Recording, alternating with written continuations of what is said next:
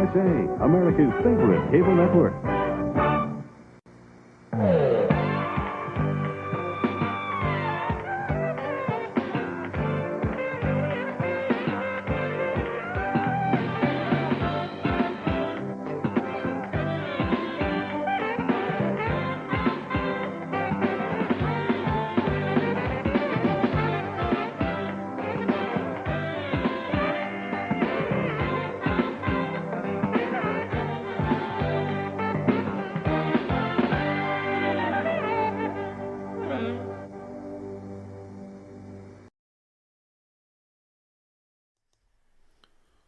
Hello! How's everybody doing? Yeah, after hours. There we go. So who do we have here? Rolando Flores, good to see you, sir. Shaitan's Hammer's here. And Susudio says your number one weirdo is here. Yes, you are. And Rolando Flores saying hashtag after hours. Yeah, it's after hours, all right. I'm normally not up this late at night. Even on a Saturday night, I'm usually gone to bed, but I stayed up late. I watched a show I haven't watched in a long time. Had a good time over there, as a matter of fact, for the first time in a long time. And kind of drank a little bit too much coffee this afternoon, and here I am. Screw Your Feelings is here. Hello, and Headlocks just joined the party. Yeah, I decided, too many folks over there on the Insomniac stream, so I decided to come over here and do a stream myself. And basically, I'm not going to stay on very long. I'm not really going to be up all night, but, that's the name of the show. I found, when I was going through all of my stuff, the box for my Lexor 7. So, I'm going to put the Lexor 7 in its box. And I found some more stuff for Grindhead Jim, and it looks like I'm going to have to find a bigger box to put his stuff in. I think I've got it in there. I'm just kind of hanging out. I got some mini brands over there. I've got Zoltar. I need to clean up in here. I've been cleaning up over there for all week long, and it's looking a lot better over there, to tell you the truth.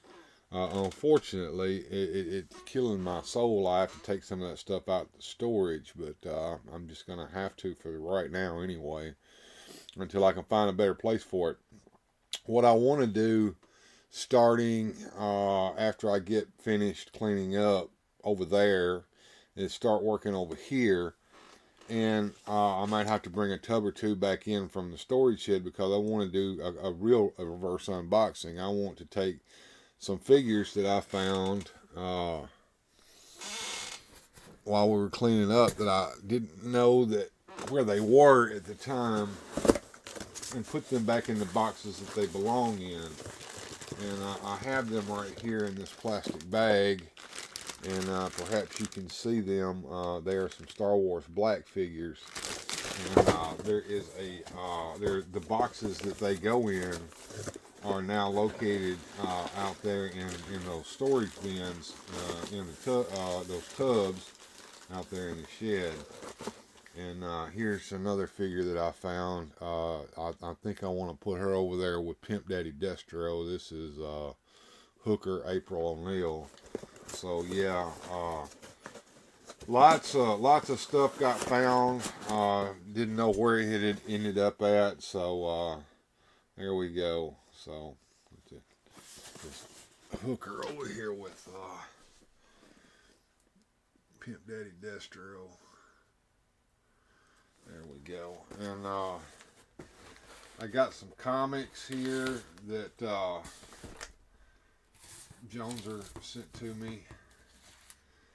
We're going to look at those for just a second. And I also got a comic that I've had sitting around here for a while that needs to go in the comic box down there. I might have to dig it out. But Grindhead, I found this for you. And if you don't know what this is a storage tray for weapons and stuff that goes inside G.I. Joe Ford.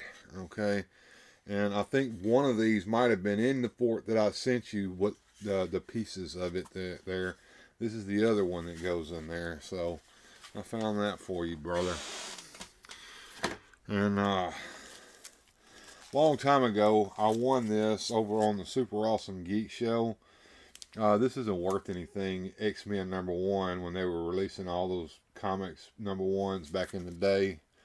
1991. Yeah. But Joneser sent me some comics, and these are pretty neat. This is from Ocean Comics. It's Popeye #1. Says Born to the Sea.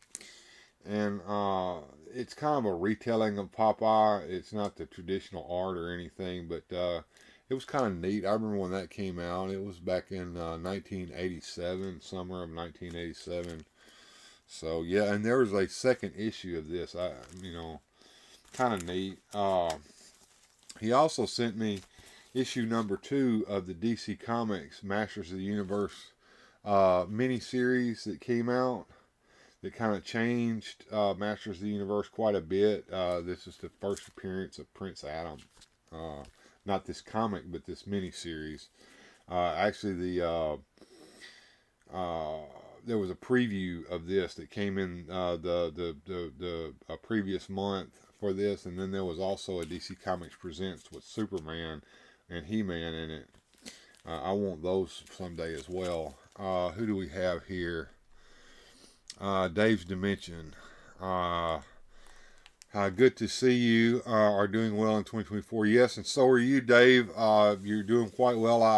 I was wondering whether you had found some work yet. Let me know in the chat down there. Let me know whether you've found you a job yet, because I've been concerned about you, brother.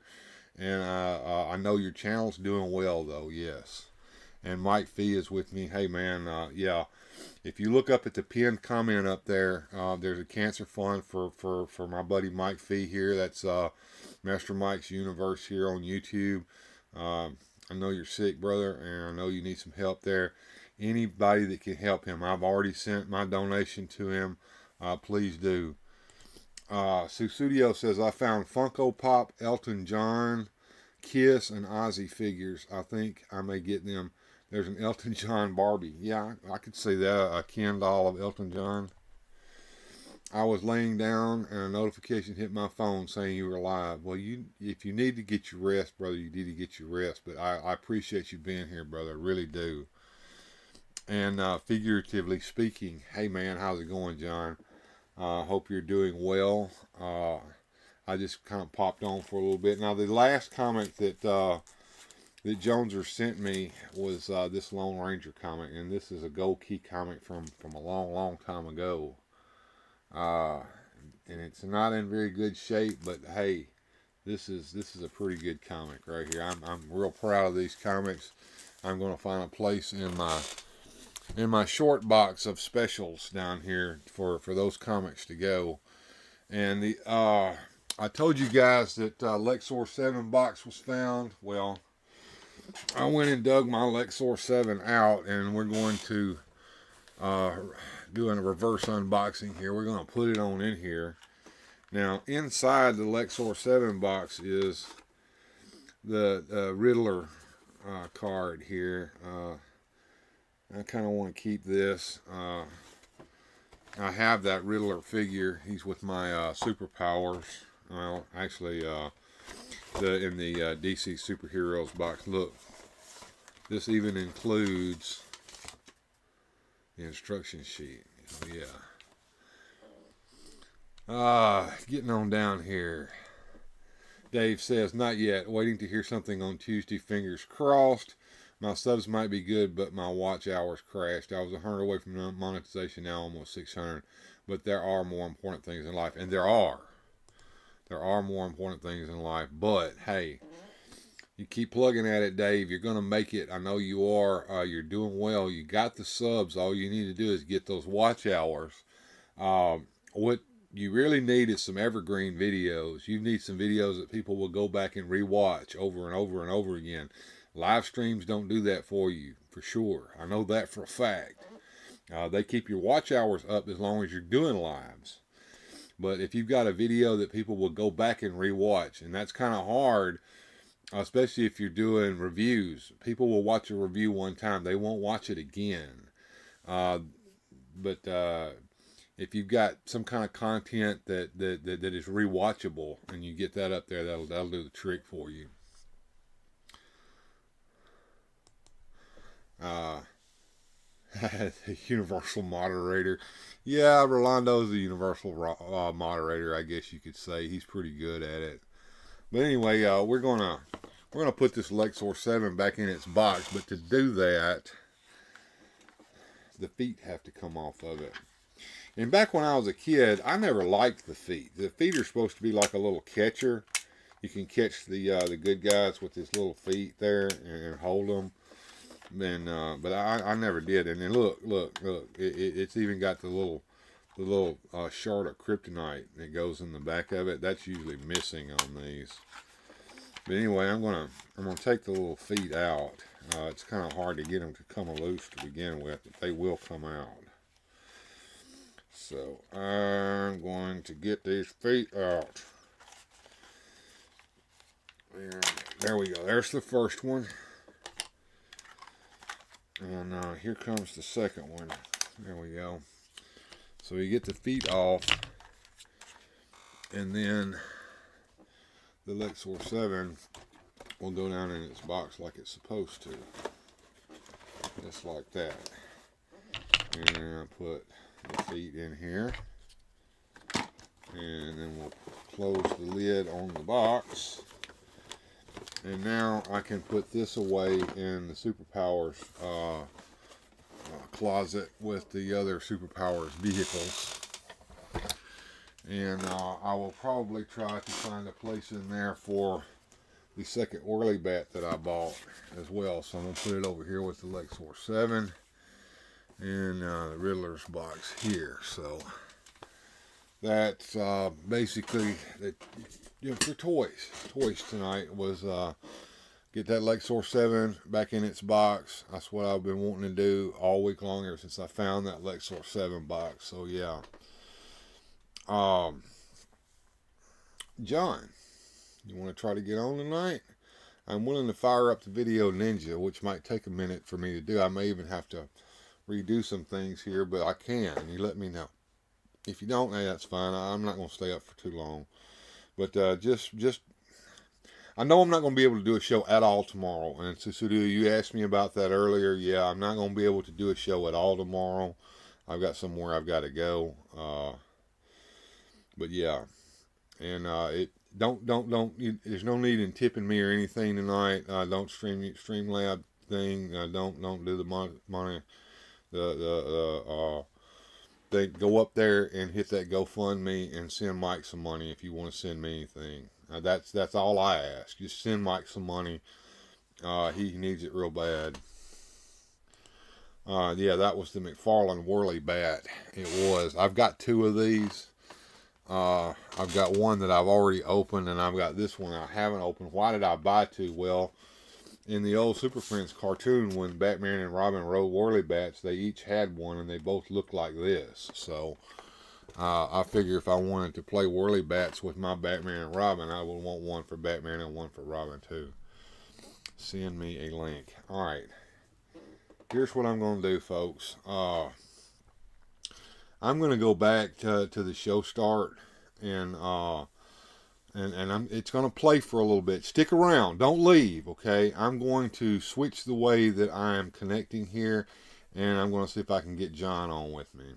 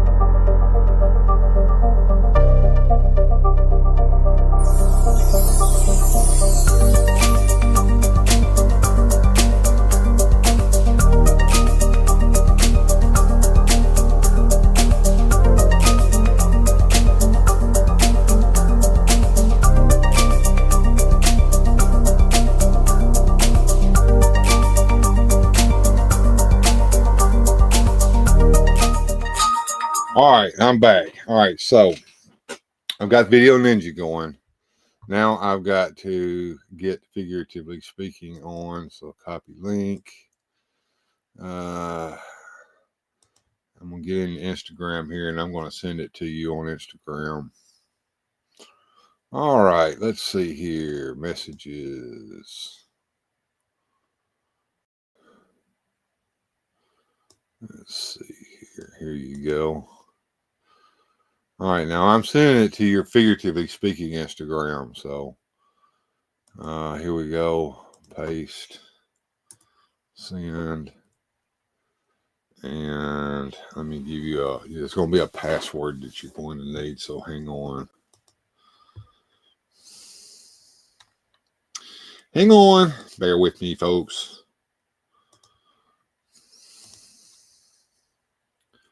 There we go.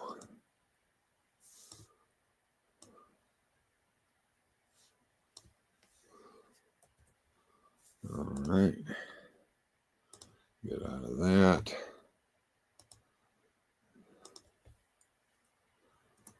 All right, there we go. And that will get you into Video Ninja. When I see you show up over there, then I will try to get you set up over here, and we'll get you on the screen.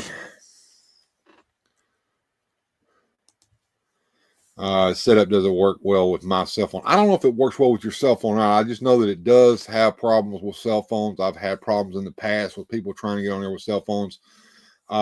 If I get you on sometime, and I generally can't do more than one or two people at a time, because it eats up my resources over here. It kills my CPU to do that. But I want to get you on, but we'll have to do it before the show starts so I can make sure that everything's going to work right. Because like you'll see tonight, and I don't care because it's in the middle of the night and it's just friends here, but it takes a minute to get everything set up. So John, check your Instagram there for the link and the password to get in. And when I see you pop up over here in Video Ninja, then I'll see if I can't get everything set up here within the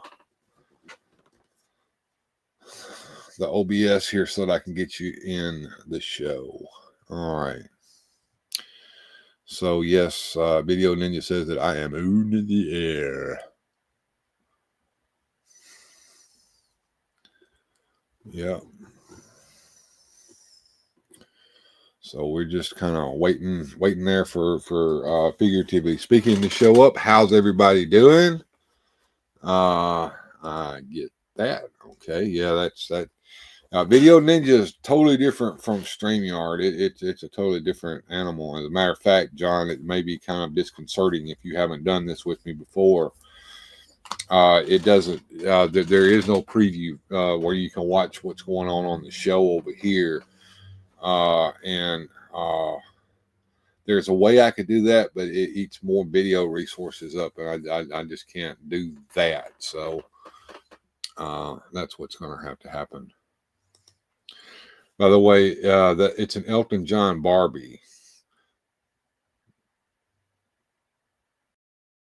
Okay, so Barbie is playing Barbie's playing Elton John. Is that what I'm getting out of you? I checked that out on the Evil Bay or something. I've never heard of that. Weird, fantastic. I'll have to check that out. That's kind of a new one on me. But then again, I don't keep up with that kind of stuff. But that is kind of neat. Kind of neat. I hope everybody's New Year's been going well. Mine's off to a little rocky start here financially, but otherwise, work's doing well. I've got a lot of catch up to do. I've spent too much money. You guys know that I've been doing a tub a day or more. Hell, I did 5 yesterday and 6 today. And then I've done 1 and 2 a day since Tuesday, Wednesday, Thursday, and Friday. Yeah. So those tubs cost about $14 a piece, and the long ones cost about $20. So that's been a lot of money spent just buying storage tubs. But it's been worth it because I've got a lot of that cardboard out of here. That cardboard it's just been bothering me. The few things I had left in here are now in plastic bins, and it looks a lot better, and it's a lot easier to walk in and out of here now. Finally,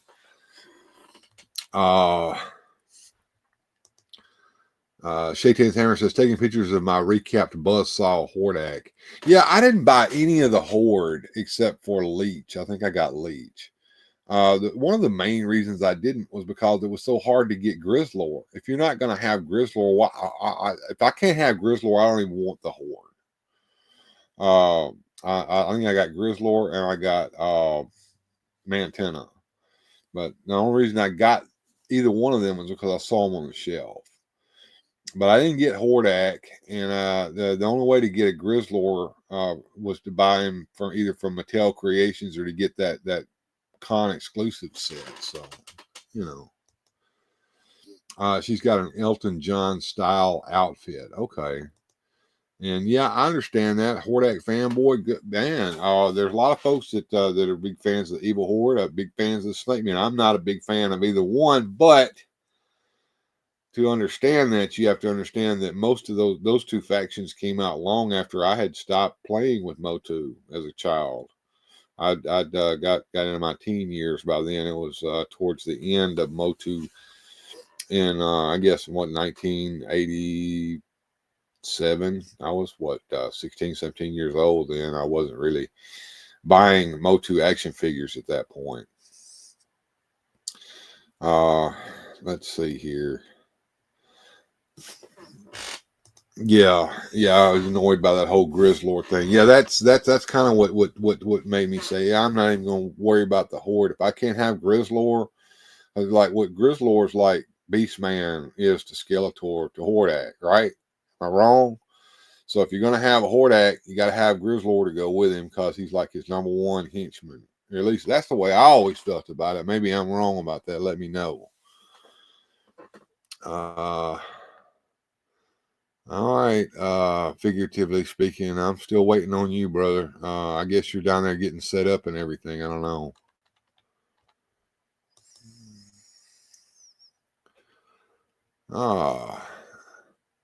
RCJ writer Rodney Johnson sent me something here. That would be you, Shaitan. Yeah, okay.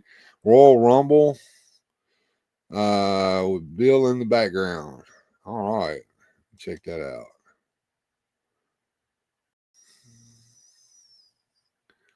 That's cool. All right. So who is me in the background? Are you saying that I'm the ultimate warrior? Or are you saying that I'm that tall guy back there that I can't see the head of? Could be. I don't know. You tell me which one that is there, Shaitan. Kind of neat picture there. Grizzlor was pretty much Hordak's muscle on the television show about She-Ra. Yeah, that's why I figured. I mean, if you're gonna have Hordak, you gotta have Grizzlor too. So and I'm kind of ticked that they never did Modulok either. Now, of course, I didn't have a Modulok when I was a kid, but look, Modulok. I mean, come on. They need to get the rest of the line out. I know, instead of producing all this stuff that I could care less about. I know there's some folks that want those Rock Lords. I'm kind of looking forward to seeing them do Rio Blast. Although, the Rio Blast is one of the figures that doesn't look like it belongs in the line at all. He's a cowboy, for gosh sakes, but still want Rio Blast. And there's a lot of folks wanting Cyclone. The TV got it blurry. Okay. Yeah, I mean, there were a lot of things changed on the cartoon show from the action figure line. Like Jitsu was Chopper, and he didn't have a metal hand; he just had a great big old hand. I think Snout Spout finally showed up, but he showed up on She-Ra, and they called him Hose Nose.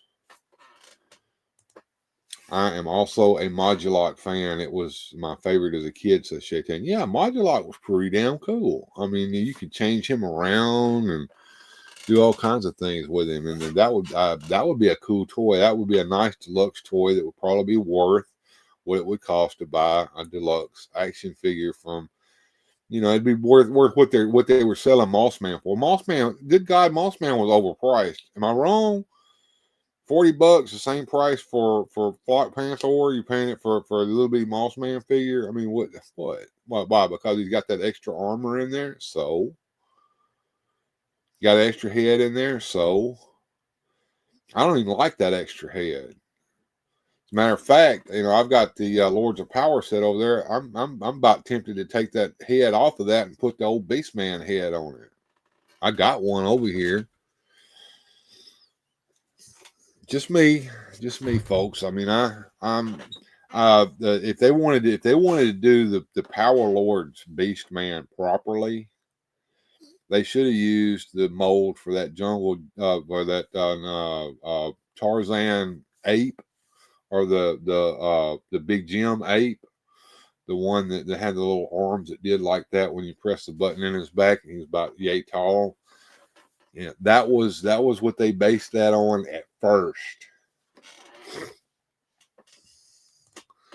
Oh, they put Snout Spout in the background of the Christmas special and then redid him as a new person in the New Adventures cartoon. Okay. I never watched a single New Adventures cartoon. I haven't seen even one. And yes, you can watch them for free here on YouTube over there on the He-Man channel or whatever they're playing them on, but I haven't seen any of them. I never collected the toys. I remember when they came out, I was kind of disappointed in the look of them, and I'm like, that's not He-Man. He's too skinny. He's too small. You don't have big enough muscles. His face don't look right. It didn't look like. And they didn't even scale with the old He-Man figures. So you couldn't play with them together if you were a kid. So I think that was kind of a bust, right? It didn't work too well. Well, it's kind of open at figuratively speaking. We'll pop in this room right over here, but I still don't see him over there. So we shall see. We shall see, and I will continue to try to keep the conversation going here. I have, and it's bad with some interesting ideas buried in it. Yeah. Yeah, it's bad. Yeah, I figured it would be. I don't know. Like I said, I've never watched it. I kind of have some idea of what happened by listening to various different people speak on the issue. Somehow He-Man goes into space and they got this starship. And Skeletor winds up there with him, and he's got a whole new crew and all. I don't know. It's baffling.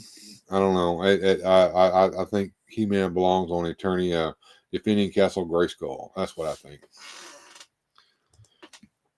As a kid, I didn't get the changes. Yeah, I can understand that. I would be confused if I was confused as I guess I was 17, 18 years old when that came out. Here he is.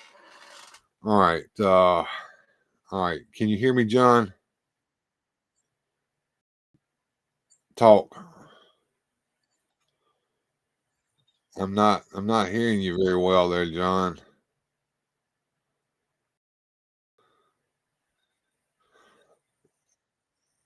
Yeah, kind of intermittent. Now, John's here. I'm gonna go ahead and see if I can get him in a scene, but his audio sounds kind of funky.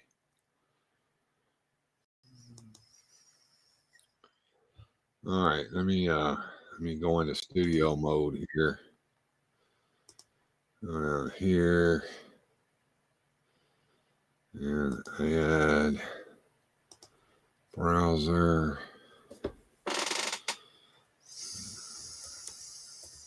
John. I can hear you, but it sounds like you're talking in a tin box.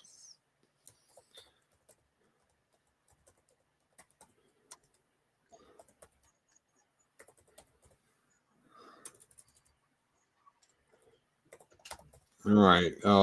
I'm going to add you in here, and we're going to get you on a guest scene, and we'll see how that looks, and we'll let the chat tell us. It'll take just a second here. All right, 1280 by 720. Control audio by OBS. Put the URL in here. Paste. Okay. All right. There you go. All right. Now lock that up. And all right. We're going to both be on here in just a second. That's going to work. All right. So out of studio mode I go. And I'm going to go down here to the guest scene. And figuratively speaking is here with me now. I don't know if you can hear him or not. His voice is not coming through.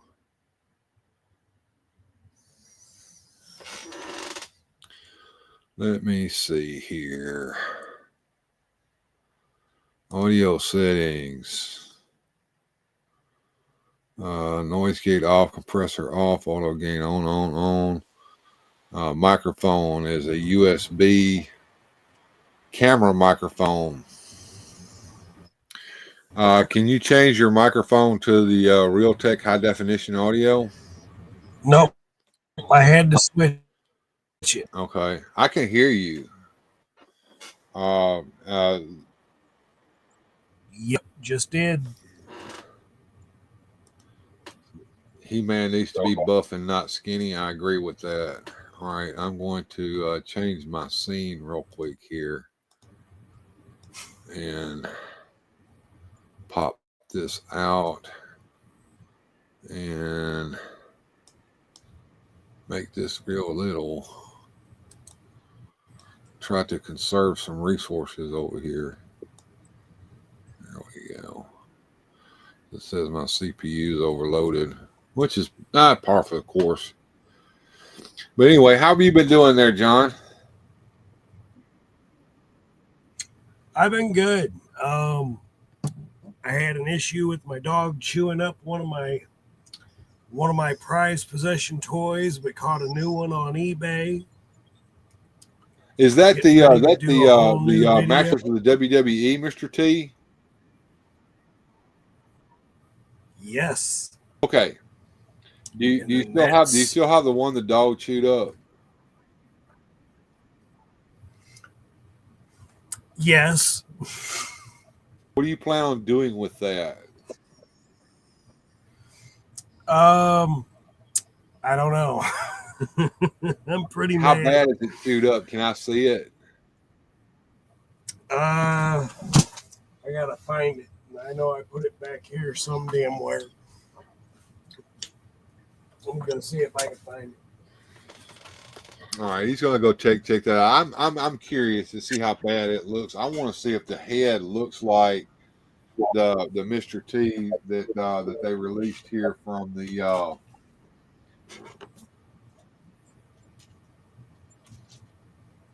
Superstars line. I want to see how it matches up when he comes back in here. And kind of curious there how that's looking. Can you guys hear him? I hope you can. I've got it all set up here like normal. So you guys let me know in the chat down there if you guys can hear John when he talks.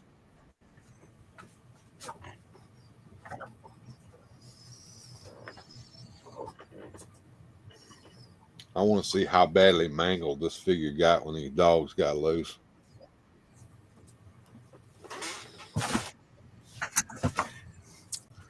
I've unfortunately got him somewhere, and I don't know if he's back here. And I don't know if he's back. Let me see the one that you do have and see how close he matches up to this guy right here. He is very similar. The differences in the head sculpt is if you take a look at the smile on him, it's reverse.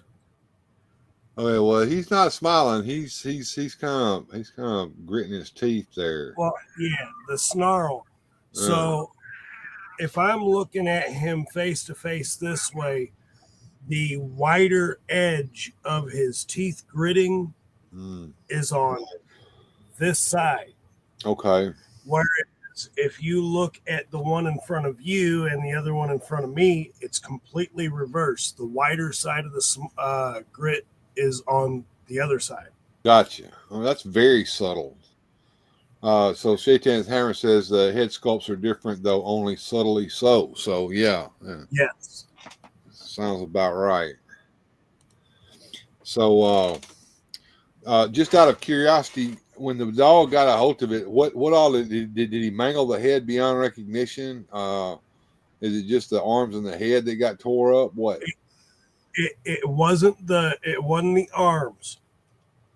It was the chest plate, completely gnarled through, and he's going to have a small indentation on the chest, but the head, for whatever reason, the dog didn't chew the head, but he got hold of the arms because I did not have the gloves on him.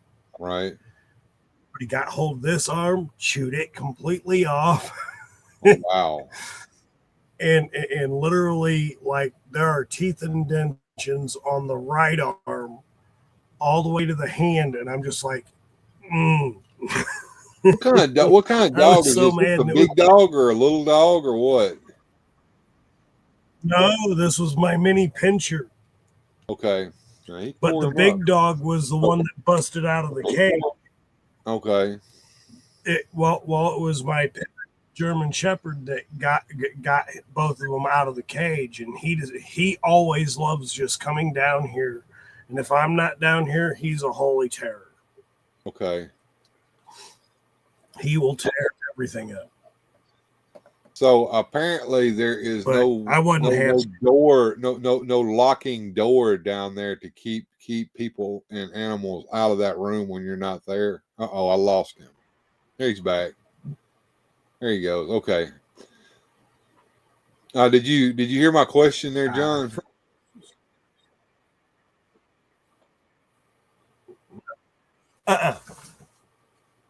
I said apparently there's no locking door.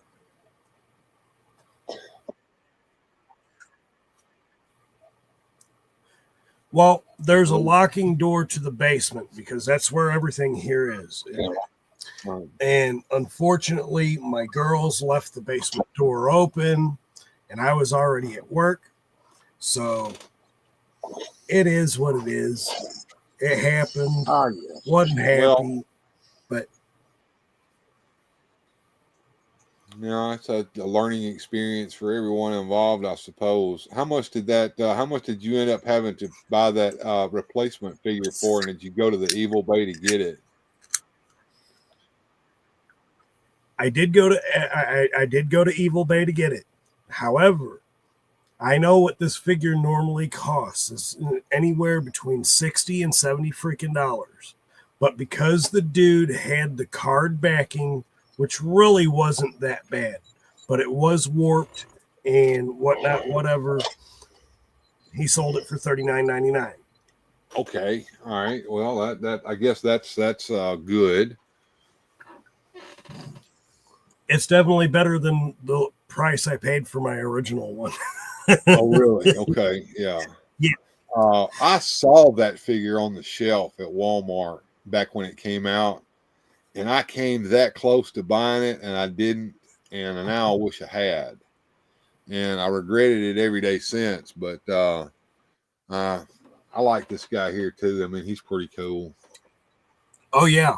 Now I'm getting ready to do a comparison and review of the Superstars version of that. What I actually really like about that about the Superstars version of it is they really do. They pay homage to the to B.A. Baraka that he played with the camouflage on here for his outfit, and the fact that they actually put the jewelry on him this time. Yeah, the gold chains. I mean, you can't have Mr. T without gold chains. I know Michael Mercy, when he reviewed the original figure, I think he went and found a gold chain at the store, one of the cheapy gold chains, like you can buy at Claire's jewelry store or something like that, and Right. wrapped it around his neck so that he could have some gold on. Yeah. Shaitan says, like I said this afternoon, I opened up my spare parts accessory box, and the beagle came running to stick his nose into them. I try to dog secure my figures. Yeah, I can understand that. And he says, I love my superstars, Mr. T. Well, now that I found Angry Man, I've got Angry Man here. And what I need to do is I need to get a pair of spectacles to put on his face here. And what I'm going to do, I've got a Hulk Hogan figure on the way. The good guy Hulk Hogan, not old bad guy NWO Hulk Hogan, but the red and yellow Hogan. Yeah, you got one.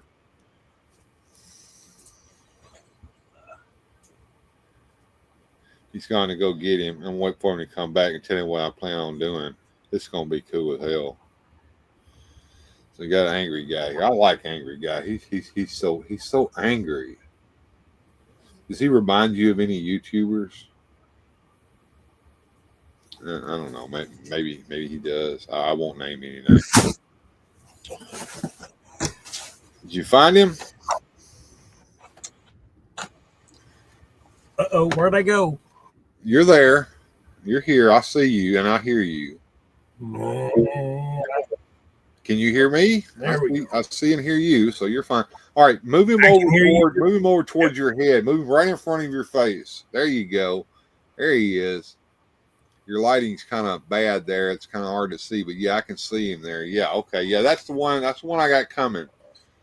Now, here's what I plan on doing. So this is the yellow booted one. Oh, that's the variant. Okay. And that's the variant. Yeah. With the blue boots, and he's rare. Yeah, he is very rare. So you got both of them. Did you find them in the store, or did you spend the extra money for him? No, I spent the extra money. As soon as I seen it on eBay, I found them both from the same seller, and I spent about $39 a piece on each. Okay. Well, here's what I thought would be kind of funny. Since I've got the couch and the chair over there, pretty much my little interview scene over there, we get some spectacles here on Angry Guy, and have him sitting over there interviewing Mr. T and Hulk Hogan, and then Angry Guy asks if you can show him some moves, and then Mr. T like, we don't show no moves, we don't show no moves, and then Hulk Hogan get him over there and put him in a front face lock. Does that sound familiar? Yes, it really does. Now at that point, are you just going to have Hogan release him and let him drop face first to the ground? Yeah, boom, and bust his head wide open back here in the back. I've got the blood effects back there. I'm going to have him sitting in a pool of blood. Yep. Then have him jump up. Oh, we're going to go to a commercial break. That's great. I love it. And I'm wondering. I know we got a few wrestling fans here in the chat with us. They may recognize what we were talking about. Let's see. Shaitan's Hammer says, "I need a Mean Gene Superstars figure to moderate the Royal Rumble." Yes. Yes. Well, I was digging around and let's see if I still got him out. I don't know what I did with him. I thought I had him over here, but I don't see him with everybody. I've got a JR figure. Here he is. I do have him. I've got a JR figure here. I mean, you don't have Mean Gene, but you can have JR, right? Nice. I love it. And when I was digging through the stuff today, I found there was a Build-A-Set wave that came out in the Mattel WWE figures line, the regular figure line that like a JR from. a set where you could build the interview set. Oh wow, okay. Yeah, it had like a curtain with the WWE logo hanging on it, and you had a television camera and a monitor with John Cena's ugly vistage on it, and you could have JR interviewing someone there in front of it. So I figured I could dig that out and kind of set it up with the couch and the chair over there in my interview scene. And I can't decide whether I want to have Merman be my interviewer or whether I want to have JR in there. When Merman interviews, he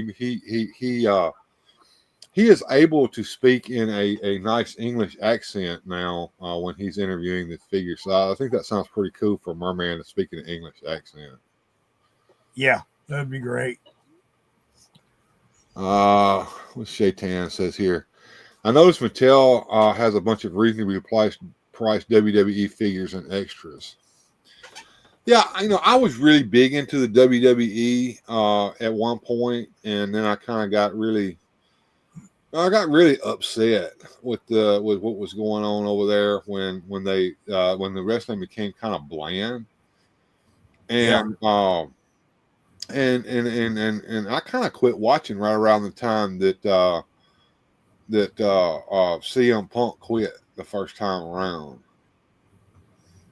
Oh, that's later. That's actually later than I stopped watching. I stopped watching after Eddie Guerrero, after the incident with Eddie Guerrero dying and Chris Benoit, the Chris Benoit incident. Yeah, I remember when that happened too. That was a pretty tough thing that happened there. Yeah, I had begun losing interest, and then Bray Wyatt showed up and piqued my interest.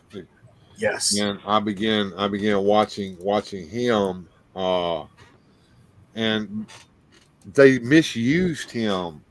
They didn't follow through storylines, and they didn't let him fulfill his potential because the character that he had was good. I did not like the Firefly Funhouse. I did not like the Fiend and all that crap, but I did like the cult leader, the one who sat there and was spouting all that crap. And if you listen to what he's saying, the Wyatt family. Sense what he's saying. You got to listen to him though.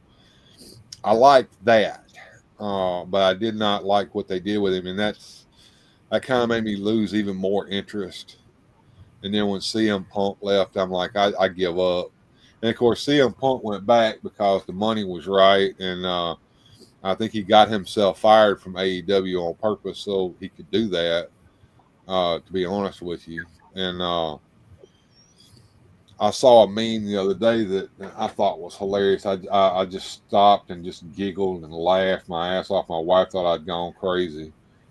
She thinks that every now and then of me, I guess. But anyway, it was a picture of CM Punk, and he had this look on his face, like, and it's that look when you come back to the WWE, and once again the Rock headlines WrestleMania instead of you. Yeah. So yeah. To me, to me, going back to what you were saying about how they misused Bray Wyatt, I thought, and I truly thought, that the Undertaker was going to be able to hand over the reins to Bray Wyatt the way that that's the way they should have done it. Yeah. That it should have been Bray Wyatt to break the streak. Yeah, and it really should have been. And Bray Wyatt was believable as a scary character. Yes. He was believable. I mean, it was creepy as hell, and the whole having Harper and what's his face standing back there behind him, and one of them's wearing a fucking sheet mask, looks crazy as fuck. Never speaking a word. That was great. I liked that. I think and then they went down to his creepy ass Texas Chainsaw Massacre house down there in Louisiana, and the cameraman got captured in there, and we never saw what became of him. And then there's somebody in there going, "Obey, obey." No, that was fun and kind of creepy and scary and a little believable, right? Right. It was classic in the way that it was all portrayed. Granted, okay, for the longest time when I was a kid, I always believed that this stuff was real. But back in the day, when wrestling was really still in the territories, they weren't really scripted. I mean, they were scripted, but they weren't really scripted. Well, here's what he means by that, and I don't mean to interrupt you, but no, go ahead. What he means by that is they knew what the outcome of the match was, but it was up to the wrestlers to get there. It was their job to come up with what they were going to do in the ring. Nobody told them, okay, you're going to put a headlock on him, and then you're going to do this, and then you're going to jump off the top rope, and then a whole bunch of guys are going to stand in front of the announcer's table, and one of you guys is going to launch yourself over the top rope, and everybody's going to catch him and fall on the floor. Nobody ever told them guys that, okay? Those guys, they went in the ring and they wrestled. Yeah. And the referee was just as much a part of things as they were, because the referee would tell them, okay, it's time to go home. In other words, it's time to end the match. And that's when whoever was supposed to win would go on and do whatever it is he could to win. And so, that's what he means by it. It was scripted, but it wasn't scripted. Like, for instance, when they would cut an interview, nobody sat there and wrote a script out and this guy had to memorize the shit he had to say. You had to have the chops to stand up there and cut that fucking promo and do it right and make people listen to you. Some people had it and some people didn't. There were guys who had a lot of in-ring ability that couldn't speak worth of shit. So that's where managers came in. You give that guy a manager. Let's get Jimmy Hart or somebody to come out there and do all the talking for him. Oh, absolutely. Follow the buzzards. And to tell you the truth, on the Superstars aspect of what they're doing now with the Superstars collection, I'm surprised that they haven't made Mouth of the South Jimmy Hart. I'm surprised they haven't made Bobby the Brain. If they did, they would have to be the same books, I guess, and that may be what's holding them back on that. But to me, the old Superstars line, this new Superstars line, gives me vibes of the old Remco wrestlers line that they came out with years and years ago. Shaitan's Hammer saying, I don't think we'd get that sort of dynamics in our modern times that would trigger a bunch of people. Well, they did stuff back then that was funny that would never fly on television today. There would be too many people that wouldn't think it was funny, that wouldn't be able to understand the difference between a joke and reality. That brings me to a point, here several months ago, seems like years now, but it wasn't really that long ago. I used to really do a lot of wrestling stuff on the show and show clips and stuff, but YouTube says, okay, we're going to put the old content ID on you. We're going to block your video in Pakistan, all that kind of crap. So I kind of know a way around that. You kind of reverse the video and stick your logo over it and talk around it and all that kind of stuff. But I didn't know what I was doing back then. But anyway, there was a video that I showed that showed just that. Now he says having charisma on the fly is an art form. But what happened in that video was it was in Memphis wrestling. It was in the USWA days.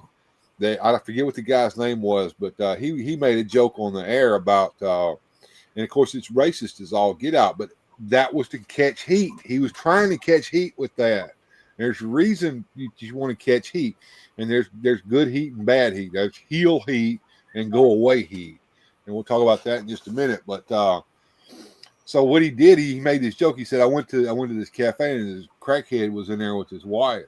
And I said, "What are you doing?" He says, "Oh, I'm eating a ghetto fortune cookie."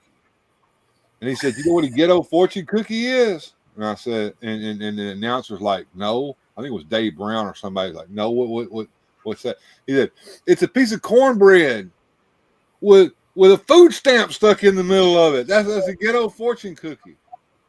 Oh no. Yeah, it's horrible. That would get you in trouble. It might even get me in trouble for telling it right here. I don't condone that, but he was catching heat off of that with the crowd because that was a Memphis crowd that he was in front of. Thank you very much. I could tell you that the audience was probably 60-40.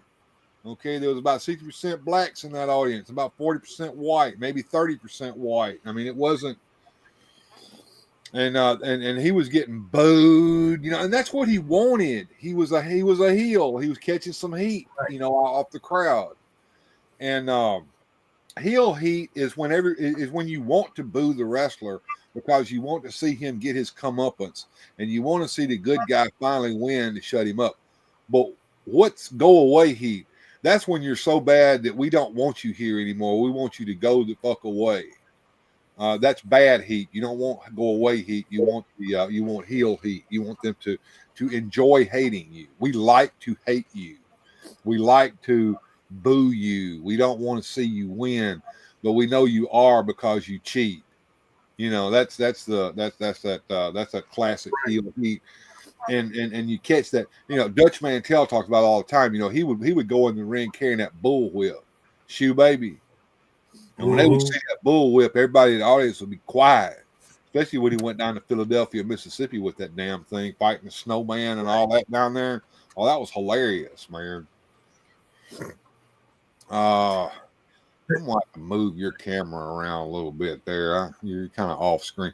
Yeah, you can't see yourself. But I've got this set up for Joneser, but there you go. You kind of move back on screen there for me. Yeah, if you kind of center yourself on the tapestry there behind you, that would help a little bit. There we go. Much better. Much better.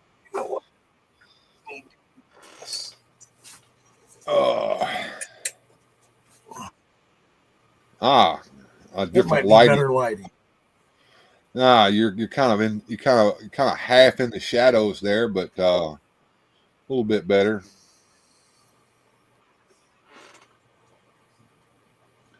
Shaitan's Hammer says he needs that Captain Lou Albano Superstars figure. Have they released a Captain Lou Albano Superstar figure that I don't know about?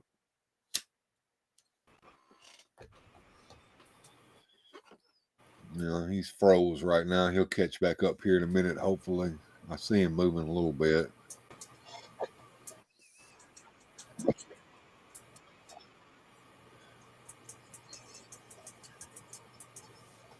A little better.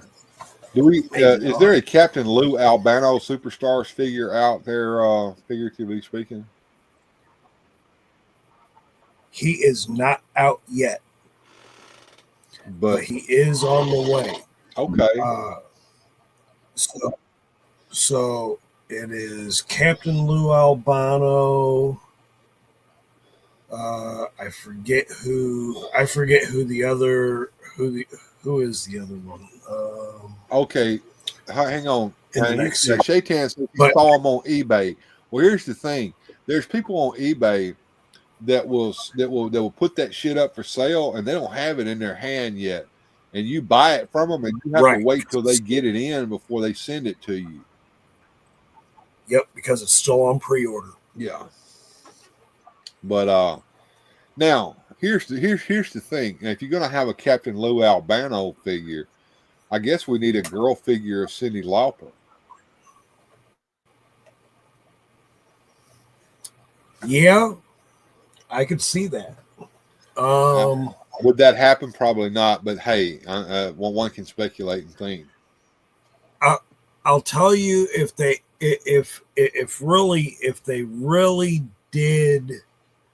brought any of the females to the Superstars line, I'd want to see Miss Elizabeth and I'd want to see maybe Scary Sherry.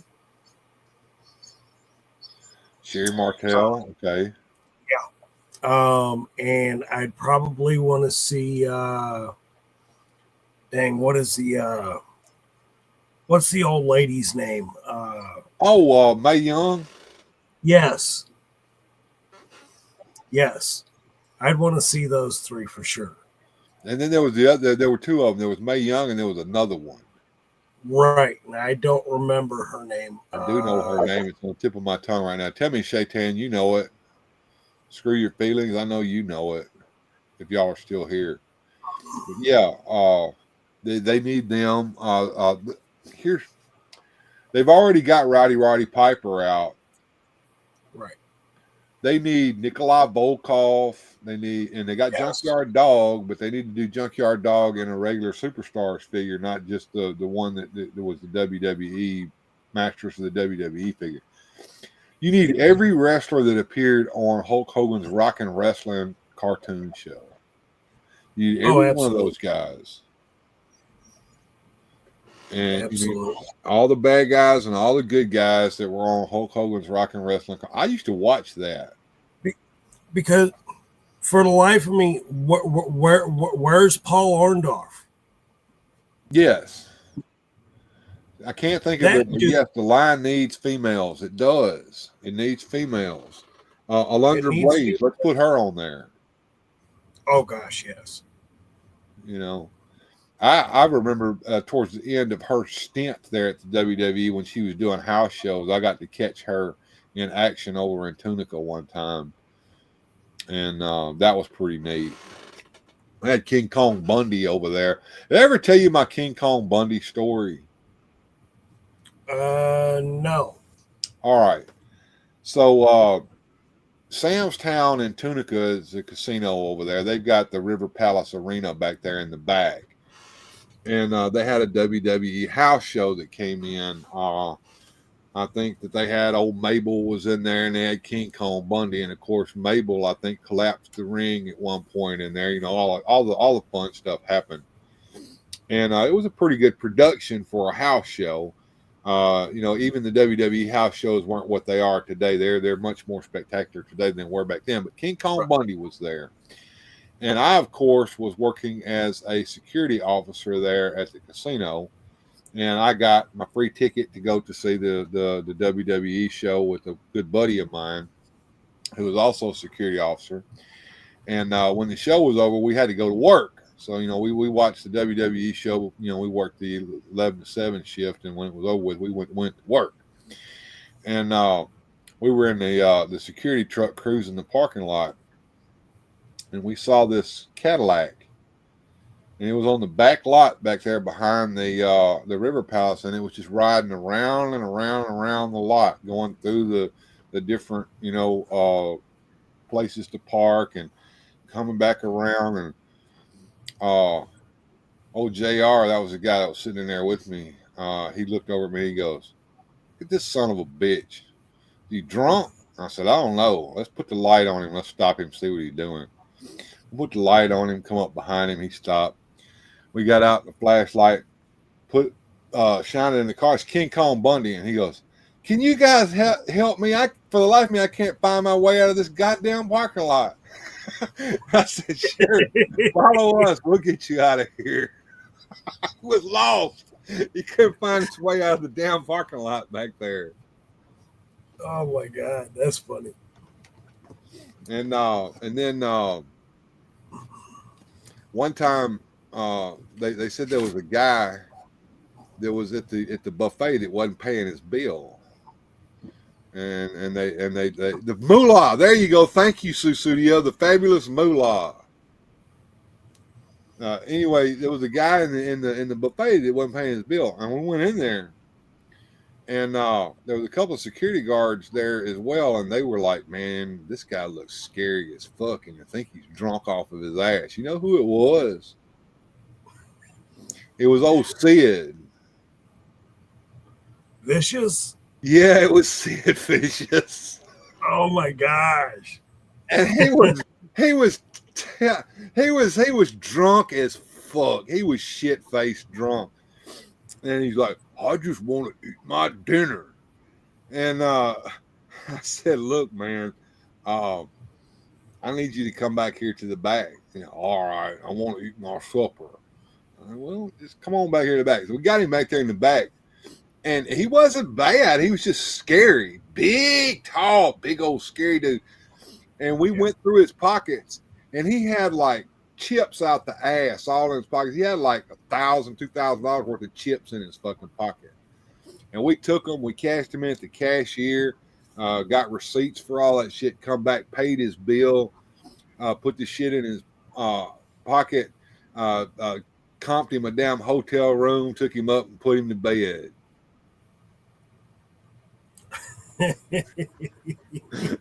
But those guys thought he was going to beat their ass or something. He was as soon as I walked up in there. Bitches. That's funny. Shaitan says, I really like the designs of the Hulk Hogan cartoon. Yeah, it was kind of cool. He's laughing. Yeah, Moolah. Wendy Richter. Yes, Wendy Richter. She was on the show. Screw Your Feelings and laughing his ass off. Yeah, I mean, it's just hilarious some of the things that happen when you get in a situation like that. But yeah, that's some of the stories. I could tell you some more. We had Ray Charles showed up one time, and we sent the guy down to the airport with the limousine to pick him up and brought him back. And after we got Ray Charles there, he had his show or whatever. We took him back in the limousine, got him on the airplane, said goodbye to him, brought the limousine back to clean out the back, because he had girls back there in the back with him. He had the liquor cabinet had been raided back there in the limousine. It was a wreck back there. So we're cleaning out the back of the limousine. And Lumpy, he was one of our security guards. We all had nicknames. Thank you. Anyway, Lumpy goes, "Hey, look what I found." And it was a Playboy magazine in Braille. Wow. Nice.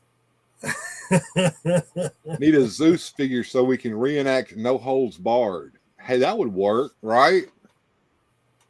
Brutus the Barber Beefcake. Brutus the Barber Beefcake. Isn't that Hulk Hogan's nephew or some shit? I think they're related somehow, but I'm not for sure if that's. I know the Honky Tonk Man is his cousin, right? But they don't talk. No, they can't stand each other. Brutus the Barber Beefcake. Didn't he show up on WCW as some kind of acolyte of some sort? Yeah, for a very, very, very short stint. I think he lasted maybe 60 days in WCW, if that. Right. I mean, it was so. That was. I want to say that was back when the Ultimate Warrior had his fucked up run there in WCW there toward the end of his career. Yeah. Because the Ultimate Warrior lasted WCW. He was there for like, what was it? I just did the video on him. His short stint lasted like literally 6. He was there 6 months, but he like no showed like 8 shows. Was he on that shit? No. Now there were rumors about him being in cocaine, whatever. That was never proved. However, the steroids and stuff like that, he was definitely using those. In fact, that's at the end of the last stint when the WWF was going through all the stuff with the steroids. That's why they let him go the first time, because he failed the test. Refused the test, and they considered it whatnot.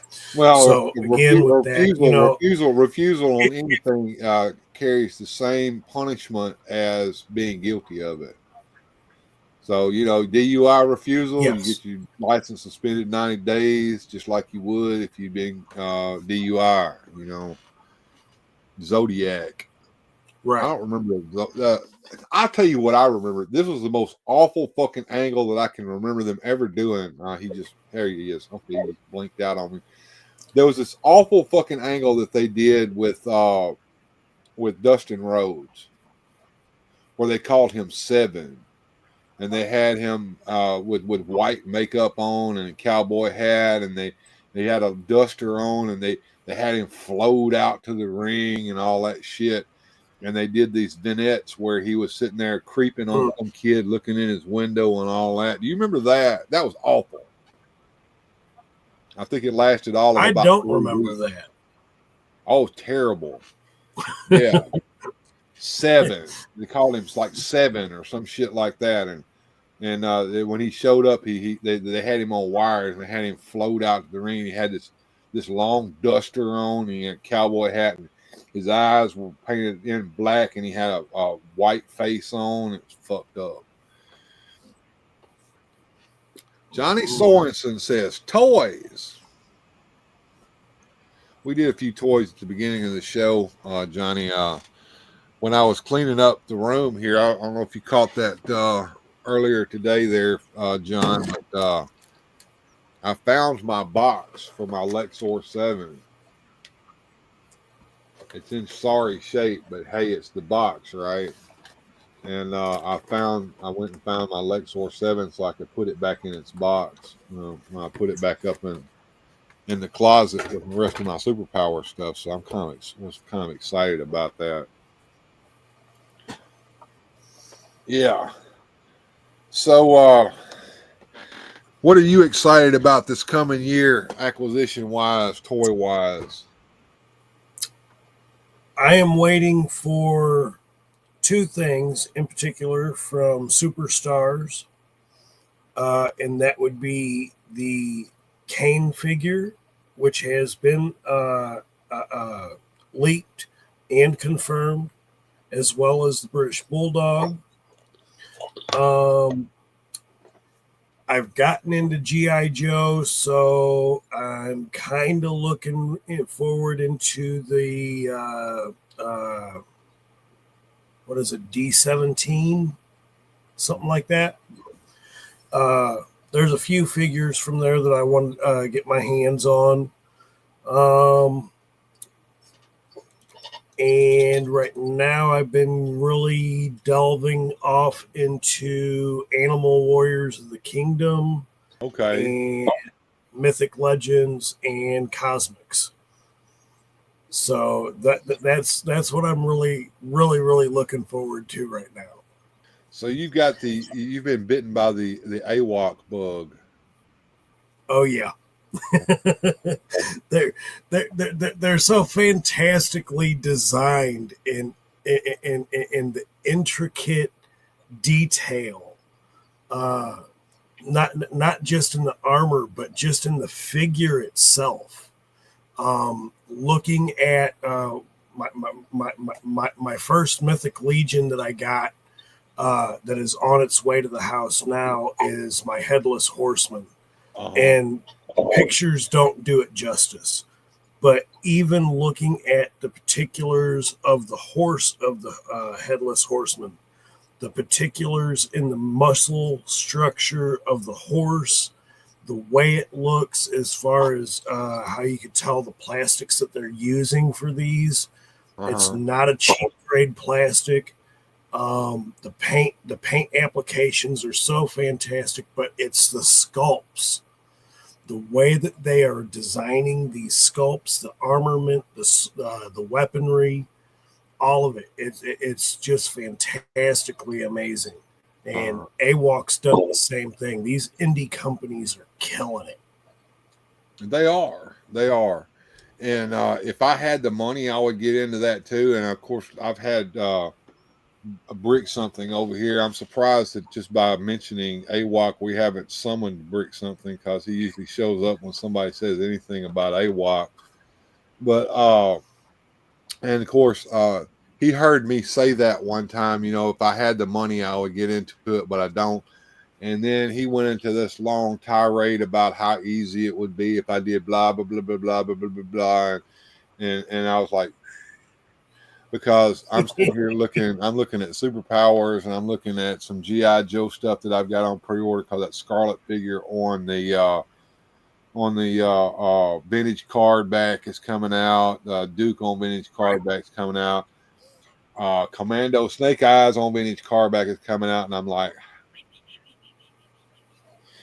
and Yes. of course, Motu Origins is about played out. I know. Hate me, folks. Give me all kinds of evil comments about me saying such a thing, but it is.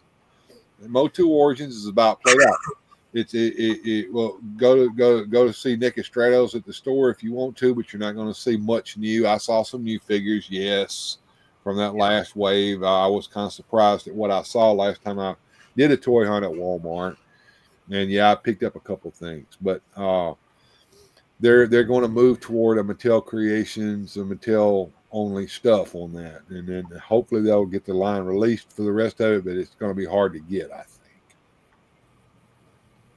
I agree with that. I will say that with BBTS, I just got a few of the figures for the new Turtles of Grayskull for the Origins line. Now, look, as far as the Turtles, Shredder, Krang, I don't need another Man-at-Arms. Mm-hmm. I don't need another He-Man. We've been He-Man'd out. We've been Skeletor'd out. Mm-hmm. But at the end of the day, the ones that I'm looking forward to the most are the Turtles, Shredder, Krang. If I want to see if they do a Rocksteady and a Bebop in a whole different manner. Those interest me. But I could see that. I could see that if you were going to mash up a line, the Turtles is perfect to mash up with He-Man. It's not something I'm planning on getting, but I can see that. But you were talking about we're all He-Man'd out and we're all Skeletor'd out. If you guys haven't seen it, Mr. Home Arcade put out his best and worst figures of 2023 here recently. Yeah. And I about hit the floor laughing. I was literally rolling around the floor laughing when he had the Skeletor with Screech out there, and he goes, "What is this shit all over his armor? That bird that pissed all over his armor. That's piss right there." Yep. Yes. And he's right. He's right. He's not wrong. He's very right. But see, here's the thing. Now, see, I own that figure and I've never unboxed it. So when I seen the video that he did and I looked and I'm just looking in the box and I'm starting to see that shit on his armament and whatnot, whatever. I'm like, what the fuck were you thinking? I don't get it. I know they were trying to put a little deco on the armor, maybe do a little, a little overspray or maybe a little dry brush on there to bring out. But that piss yellow green, whatever the fuck that shit is that they did that, and it was awful. The colors were all wrong. And look, everybody was excited. Oh, we're going to get Skeletor with articulating jaw. And then we got it, and it was fucked up, right? That was the fucked uppest looking Skeletor face I've seen yet out of that line. Absolutely. I mean, I got the bird out of the package back here in the bird stand. Skeletor never left that fucking package, and it's in the shed now. I will say the best Skeletor head sculpt that they did was in that 40th anniversary with He-Man and Skeletor in that box. Yes. I've got that up here. That was the best. I've got the 40th anniversary He-Man that they released in stores, and I need a Skeletor to go with it, but did they release that Skeletor separately, or did you have to get it in that 2-pack? No, I had to get it in the 2-pack. Yeah, see, I'm out of luck now. And yeah, I agree with Shaitan. I'd rather have no paint apps than bad paint apps. Absolutely. And Scooter Fitting says he just wants armor from a beast man. Look, I'm not telling you what to do, but and of course it's from a customizer, so I don't know when I'll actually get this. But Barbarossa has released a red original mini comic Beastman kit, so that you can take your red Beastman figure and convert him into red Beastman. Now, Lee Customs has already done the red head for him and the red feet for him, and you had to repaint your own armor with the gold on the front, and you had to repaint the arms and make them match and everything to from a regular Beastman, which I have done. But this kit that Barbarossa's got has got the arms already done for you. All you got to do is put them on. He's got the feet already done for you. All you got to do is put them on, and they're bigger feet than the ones that Lee does, which I like Lee's feet too. But Barbarossa makes feet as well, and they're a little bigger, so he'll stand better. And they got a hole in the bottom of them. Lee's feet don't. You have to put your own hole in the bottom of them. And he's got a head in there. Well, I've already got a head that I like, but I'm getting it. That's not what I'm getting it for. What I'm getting it for is that damn armor. He's got the armor that goes on the front, and he's got the two arm ones. But instead of those little dinky horns that are on the one that you get from Origins, it's got the big long ones like you saw that Alcala drew in that storybook, and it's got the big spikes coming up out of the chest armor that you can see coming up, and that's what I'm getting that for. That's going to be awesome as hell. Now, see on my Beastman for Origins, this is why I also like the Braun Strowman. The Braun Strowman armor for Beastman is done almost that same way, but the spikes are definitely bigger on Braun Strowman, and the arm pads on Braun Strowman are done the same way. I almost bought that Braun Strowman figure just for that, but the problem being was I was going to have to repaint it, and the medallion on his front did not look right. That was the only problems I had with it. Right. Shaitan's Hammer says, the figure's loose jaw, talking about Skeletor, ruined it for me. Now he sleeps in a Ziploc bag, and I hope he's suffocating in that Ziploc bag. I heard Filmation. Anyway, yeah, that's my phone. Yeah, somebody just dinged you. They said, "Get your ass to bed." Nope. Come to work in the morning. You're opening. That's the kind of shitty text. That's the kind of shitty text messages I get in the middle of the night. Oh no, they don't. They don't get to do that to me. They know that I haven't had 2 consecutive days off in forever, and tomorrow and Monday are my days off. I ain't doing nothing but my YouTube stuff and hanging with the family. Sounds good, man. Yeah, I don't blame you. And I hope Skeletor is not only sleeping in that Ziploc bag, but suffocating in it. And I know mine is still in the box, so out there in the shed that I took out just the other day. Was it you that asked me how many tubs that I've gotten out of here? I think it's a grand total of about 15 or 16 tubs that I've done so far, and I'm not done. Oh no! I've still got shit over there in that corner in front of that shift robe in front of my wife's desk that I need to go through, and I need to come this way towards this wall over here in this room and start cleaning some of this mess out of here so that I can get back to these shelves behind me that's got cool stuff on them. So, I'm just, but I am kind of dismayed. I'm having to take that stuff out there to that shed, but at least it's sealed up in plastic tubs and not in some fucking pasteboard. Ooh, I hate that for you, Studio. Me and Snow don't get along good at all. She said it's snowing there where she is. Shaitan's Hammer says, my second battle armor Skeletor sits on the bone throne, and my original with a different head sculpt stands atop Snake Mountain's peak. Okay. I I've got a Battle Armor Skeletor. I wasn't ever a big fan of the gimmicky stuff like, Thunder Punch He-Man and Dragon Blast and Skeletor and all that. I know they have their fans and then they're cool, got chains and stuff on it and all that, all cool.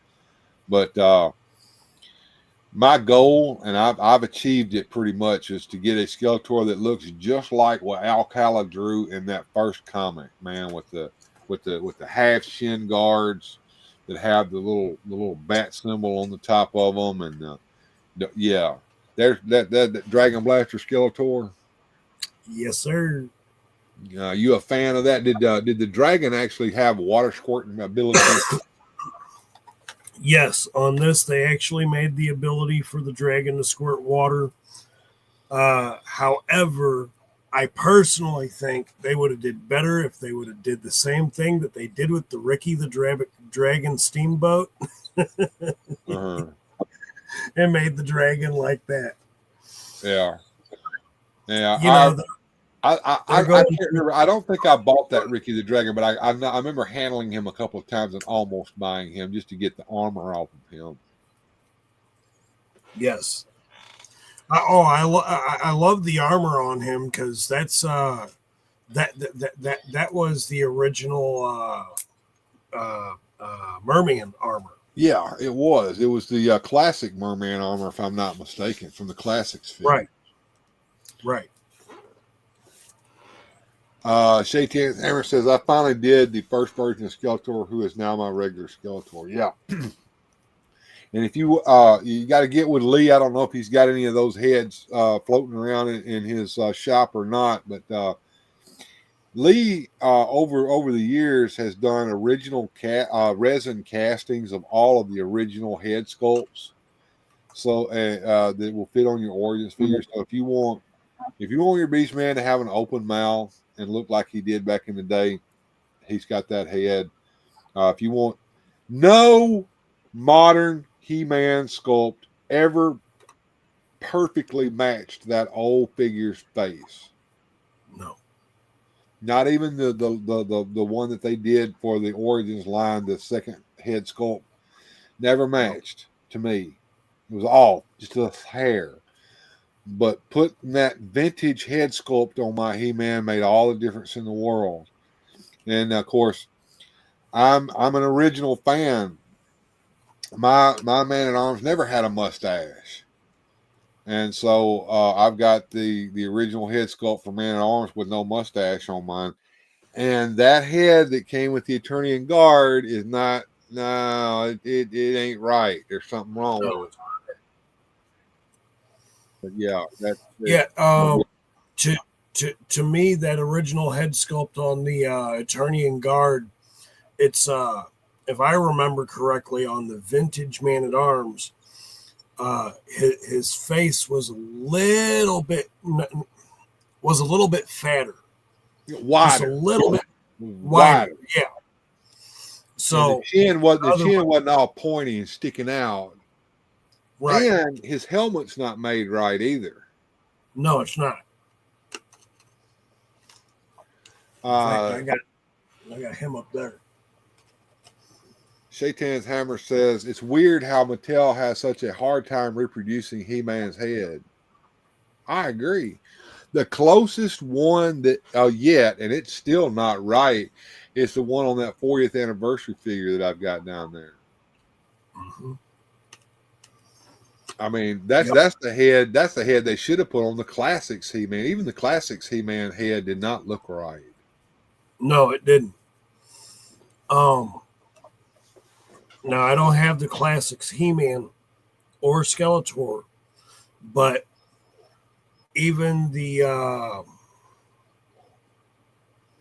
lion that they did for classics, amazing. It's an amazing figure, and it's I do believe that's King Grayskull's steed. Right.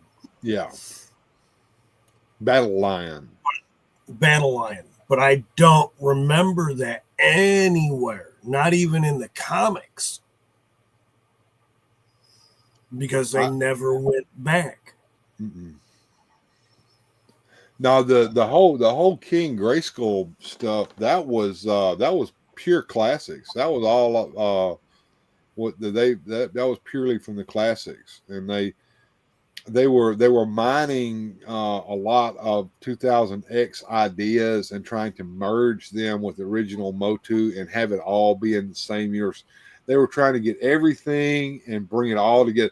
They even figured out a way of having the New Adventures of He-Man stuff be part of that classics storyline. Right. And going into earlier when I first joined the stream, when I was in the chat, you had showed those that He-Man comic. I've got all three of those. Plus, I got the one that you were talking about that has the oh shoot, what was it? The DC Comics the Presents with Superman in it. yeah, the preview, and I have that too. The preview is interesting because that's, if I'm not mistaken, that preview starts out with Zodak flying through the cosmos in his cosmic chair, and he's got this big, long Phantom Stranger like monologue that fills up half of the whole page. Yeah, absolutely. Yeah, it you can't beat the classics the way that they. It's kind of like trying to get a new car of today to sound like an old classic of yesteryear. Yeah, it's not going to happen. And yes, he's blurry for a couple of reasons. One is he's coming to me through this Video Ninja, and I'm not sure what kind of connection he's got going on or what kind of equipment he's using. But yes, he's a little blurry. I'm not using my phone this time. I couldn't get on there this time for whatever reason with my phone. Wouldn't let me connect. Yeah, so I'm using. It's a little, yeah, it's a little tricky. But yeah, it is what it is, and it's the only way I can work it, and it works. Hey, it's 10 times better than StreamYard ever was. I can tell you that now. Yep. Shaitan's Hammer says, I think all the old timers at Mattel are gone from the company, and there's no one to consult or to oversee or care. A lot of them don't even know the lore that they're doing. All their and brand managers, all he's after is money, as much money as he can possibly make, and that can blind them to what could really make them money. They overlook that because they think, oh, that's not gonna make me money. I don't want to do that. Yeah. So studio putting up a pair of shades there. Yeah. But yeah, that's it. And I'm kind of curious as to what this next year is going to bring us from the major toy companies, Hasbro and Mattel, because they're having to undergo some reconstruction over there, some rethinking. They're firing a bunch of people, and a lot of people from Wizards of the Coast got cut. And I hate it for the Dungeons and Dragons fans because I think that they're going to kill Dungeons and Dragons altogether. They want to move from a tabletop game to some kind of computer-based video game. Right, that'd be through their Magic the Gathering. And it's if they did a Big Jim Motu connection, it would be gold, but they won't. Yeah, I've always wondered why Big Jim hasn't come back. I know at one time they were toying with, and I think they did some kind of con exclusive figure set that nobody can get, but it had Pulsar and Major Matt Mason in it and all that. I think they need to. I think they need to revive those, and I think they need to revive them the way they should look, not reimagine or anything like that. Oh yeah, yeah. I think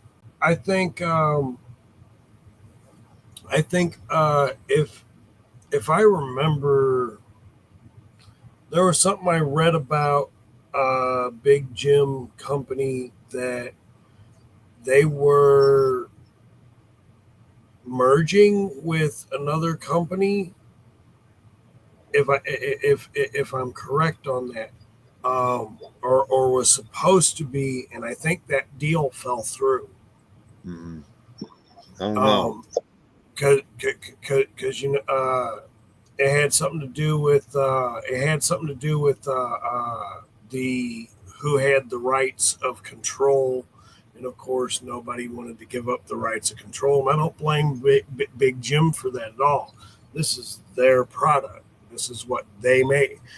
Big Jim made great products. They really did.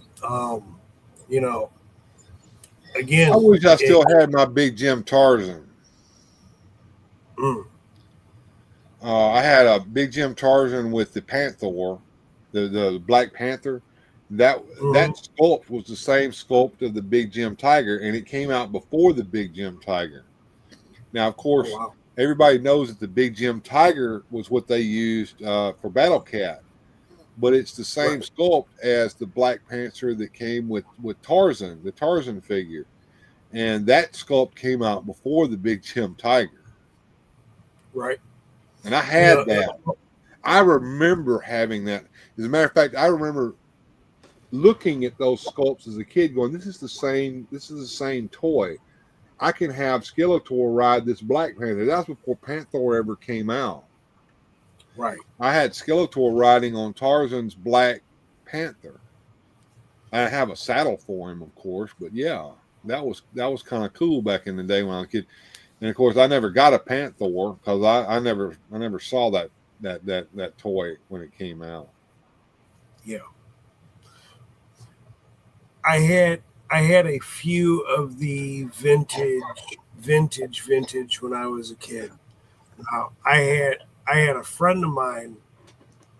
I swear he had every single thing off the He-Man line. If you could name it, he had it. And then when I got older and told by my dad, no, you're such and such age, you're not playing with toys anymore. Go find some girls to play with. I'm like, but yeah. I just never lost. I just never lost that childhood. And my dad was more into buying me things for like G.I. Joe at that point in time. Like I had almost everything G.I. Joe. My dad was military career, so my dad was like, hey, look, this is this. That looks really cool. That looks really cool. I was definitely the only one in the neighborhood that had that big ass fucking flagship. Really? You had a USS Flag? My dad bought that sucker for me for Christmas, and I loved it. I absolutely loved it. And what became of that? House fire. Shit. It became kindling. Fuck. Unfortunately. Yeah. That's the way I feel about it, because I mean I everything I had gone. Damn. Shakehands Hammer says, I go on the eBay app and drool over Big Jim vehicles and accessories. They're also detailed and real looking. Big Jim stuff was cool, yeah. And he says he's going to buy the Big Jim fire pit to go with his Motu. And whoa, USS Flag, wow. Screw Your Feelings, like, damn. Yeah, damn. Yeah, that was definitely my favorite piece. When I was a kid, my sister was 15 years older than me, and she was married, and they lived right outside of Huntsville, Alabama, in a place called Madison, Alabama. And so I was like 13 or 14 years old, 12, 13, 14. In that span of time, every summer I would go out and I would spend a week visiting with my sister. Or a week or two, sometimes a whole month. I think one summer I did spend the whole month out there. That was when my father was in the hospital.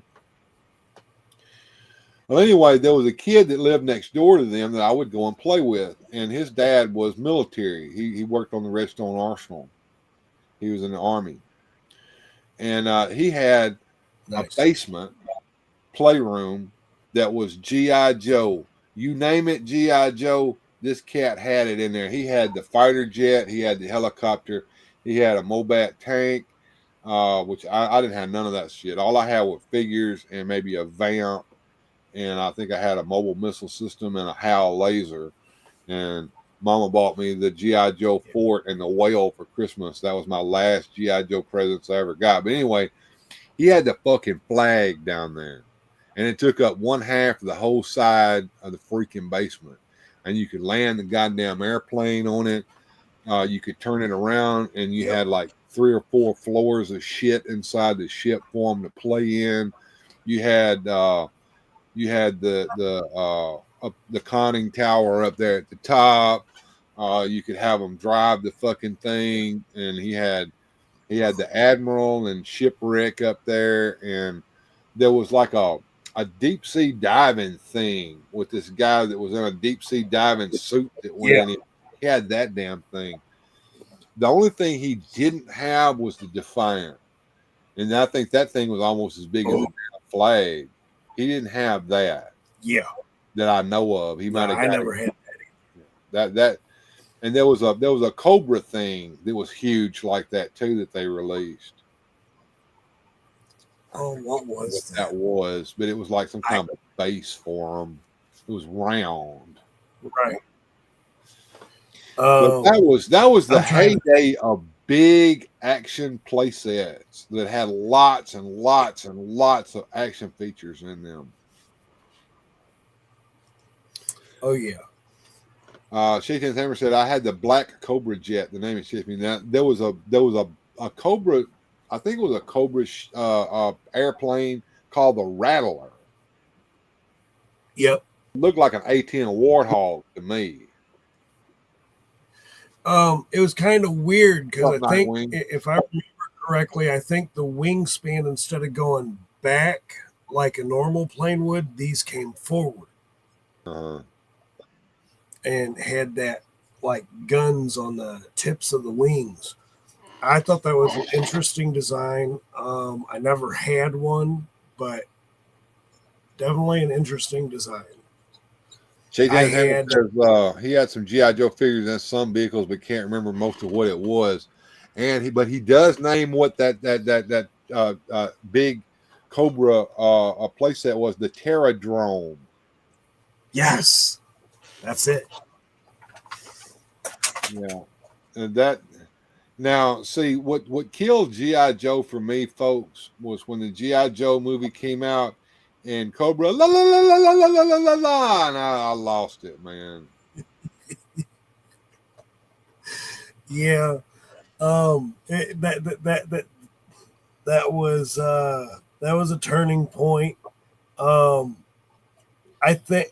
think considering the fact that I own almost every DVD from cartoons that I watched as a kid, the only ones that I don't have on DVD but I did download from YouTube is G-Force, which was known as Battle of the Planets, I do believe. Yeah, I remember Battle of the Planets. So I've got all of that. I've got almost everything from Space Ghost, almost anything Hanna-Barbera, especially the Saturday morning cartoons that they had for Hanna-Barbera. I loved it. Well, we're talking about Hanna-Barbera and Space Ghost and Herculoids and all that. You know, my first introduction to Space Ghost was actually the revival on Space Stars. Okay. I remember that. They did Space Ghost and Herculoids on Space Stars. It wasn't until much later that I found out, hey, this has been around for a long time, and they did them back in the 60s, and those are even better. Oh, yeah. Oh, yeah. Because, like, well, you look at, like, the cartoons of the 60s, 70s, the 50s. I'm a big Mr. Magoo fan. Oh, I remember watching Mr. Magoo on Saturday mornings. Mr. Magoo, Felix the Cat, You name the old. I still love Heckle and Jekyll. They, as far as I'm concerned, they're still very, very. Now, talking about Heckle and Jekyll. Now, figuratively speaking, and I are going to show our age here. All right, so what was your first introduction to Heckle and Jekyll? I can tell you that mine was the Filmation version that they did with Mighty Mouse on that Mighty Mouse cartoon show that came on early in the morning on CBS. Yeah, I think that was mine too, because I remember it always. I think it always started with Mighty Mouse, or did it start with Mighty Mouse, or did it start with Heckle and Jekyll? Because at the end of it all, I remember the Mighty Mouse theme song, "Here I Come to Save the Day." It had a formula to it, and I can't, and like you, I can't remember exactly what it was, but they would have they would have the gaggy Mighty Mouse cartoon, and they would have a gaggy Heckle and Jekyll cartoon, and they might even bring in Droopy the dog or somebody like that. I can't remember, but the very end of that Mighty Mouse cartoon was an ongoing Mighty Mouse big production thing, and it was like in chapters. And Mighty Mouse had a base on the moon, and it looked like a piece of cheese. Right. And in the Oil Can Harry and Pearl Pure Heart and all that, and it would always end with a cliffhanger, and you had to tune in the next Saturday to see what it was, and it had an opening theme and an ending theme on it. And that was the very last cartoon that they showed on the Mighty Mouse show. Do you remember that? I do. There's a cartoon that still to this day still stumps me, and I remember it so vividly. There was a mouse.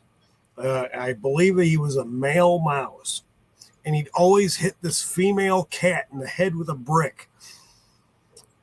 And I can't remember what cartoon show that You're was. You're not talking about Tom and Jerry.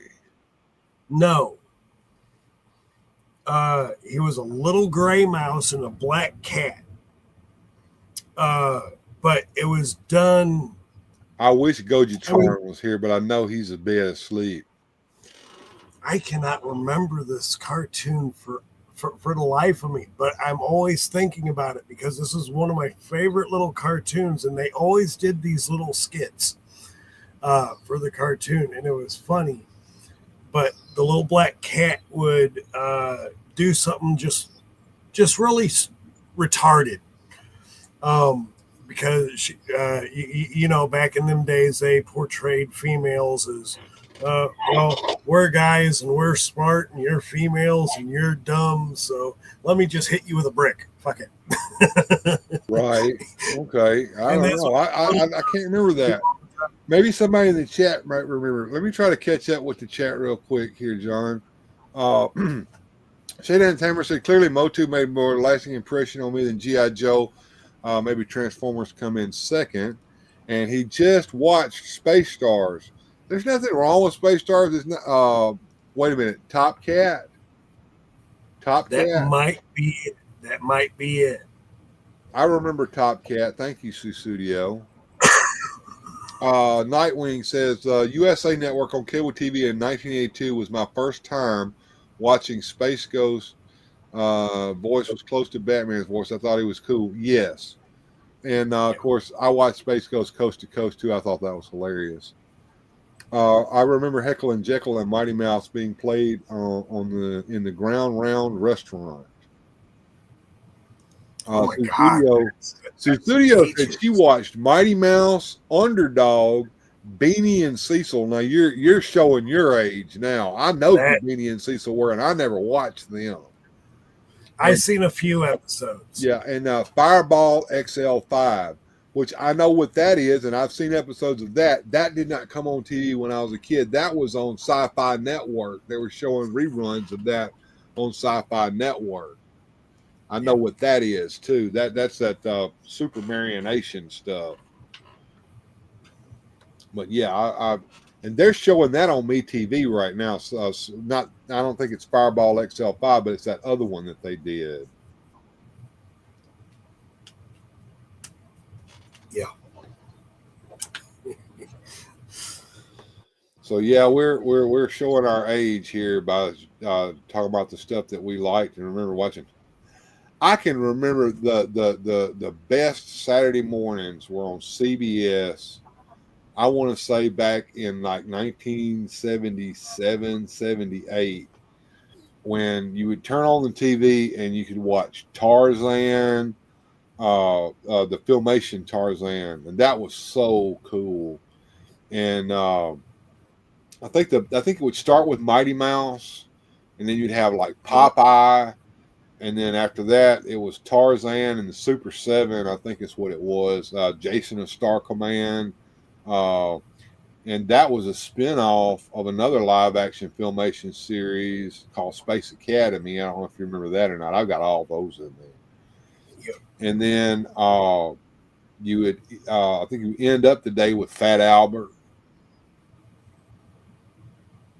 And you just go through all those cartoons, man, and there was like I said, there was the live action shows in there, and that was like, and that was the year before that. I think it was 1974, and I was like 4 years old, 3 or 4 years old.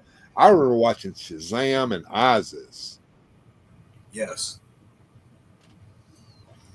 See, like some of my favorite shows, as far as that, and I wish they would actually do a reboot of Battlestar Galactica, the original Battlestar Galactica. Richard Hatch was trying to do that for years and years and years, and they did the reimagined Battlestar Galactica on the Sci-Fi or whatever it was. It wasn't bad. I liked it. I got them all, most of them anyway. You hated it, yeah. Well, Richard Hatch was hating on it too until he actually watched it, and then he changed his mind. But he had done some vignettes where he was playing his Apollo character and trying to revive that there when he was trying to get it revived. Sue Silly reminding us that she's a whole lot older than we all think. Nightwing remembers the New Adventures of Batman. Yes, and as a matter of fact, they did the Super 7 bit with Batman in the Super 7 as well as Tarzan when they moved it over to NBC. And the Lone Ranger cartoon, yes, the Lone Ranger and Zorro. I remember it was the Lone Ranger, Zorro, and Tarzan Super Hour or something like that. That was kind of the last season or the last cartoons that they did on CBS with Tarzan. It was Lone Ranger and Zorro as well. Yep. And Nightwing giving us the old thumbs up there. Okay, here we go.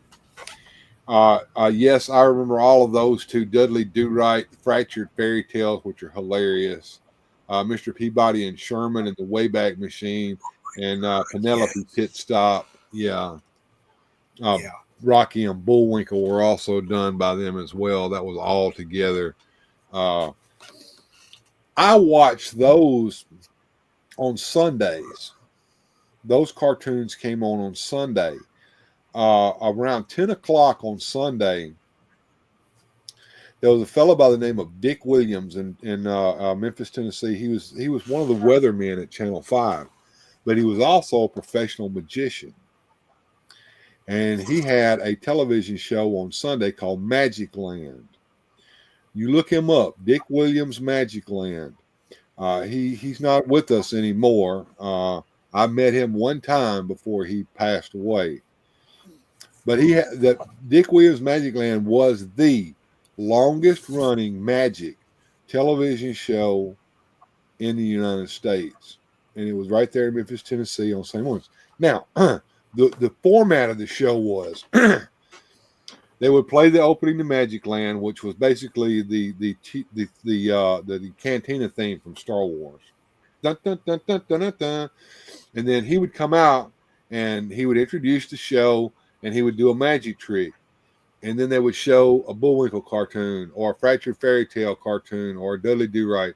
And then they would come back and he had a live studio audience, usually a bunch of Cub Scouts and kids. You get free tickets, you sign into Channel 5 and fill out the form or whatever.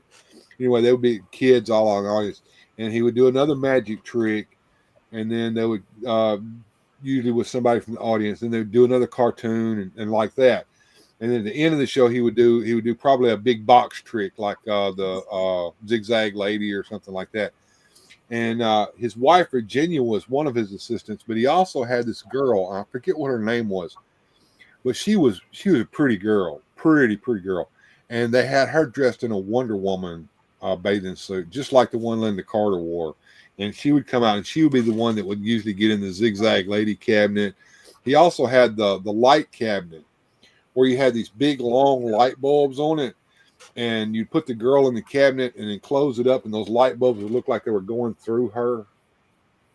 Oh, wow. Yeah, it was cool. I grew up in the perfect time. I mean, these kids today don't know what good is. No, and I do remember El Cabone. Do you remember El Cabone? I've heard of it, but I don't remember. If I'm not mistaken, okay, that was Quick Draw McGraw's secret identity was El Cabone, and he would bong him over the head with his guitar. Okay. And Saturday afternoon, Godzilla would come on every Saturday. They would have Godzilla as part of the Saturday afternoon movies.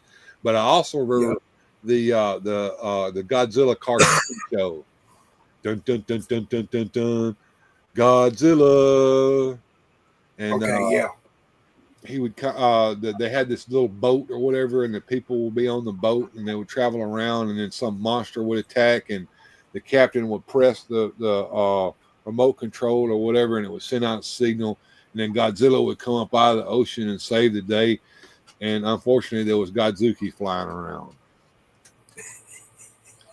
Yes, and Boris and Natasha, Moose and Squirt.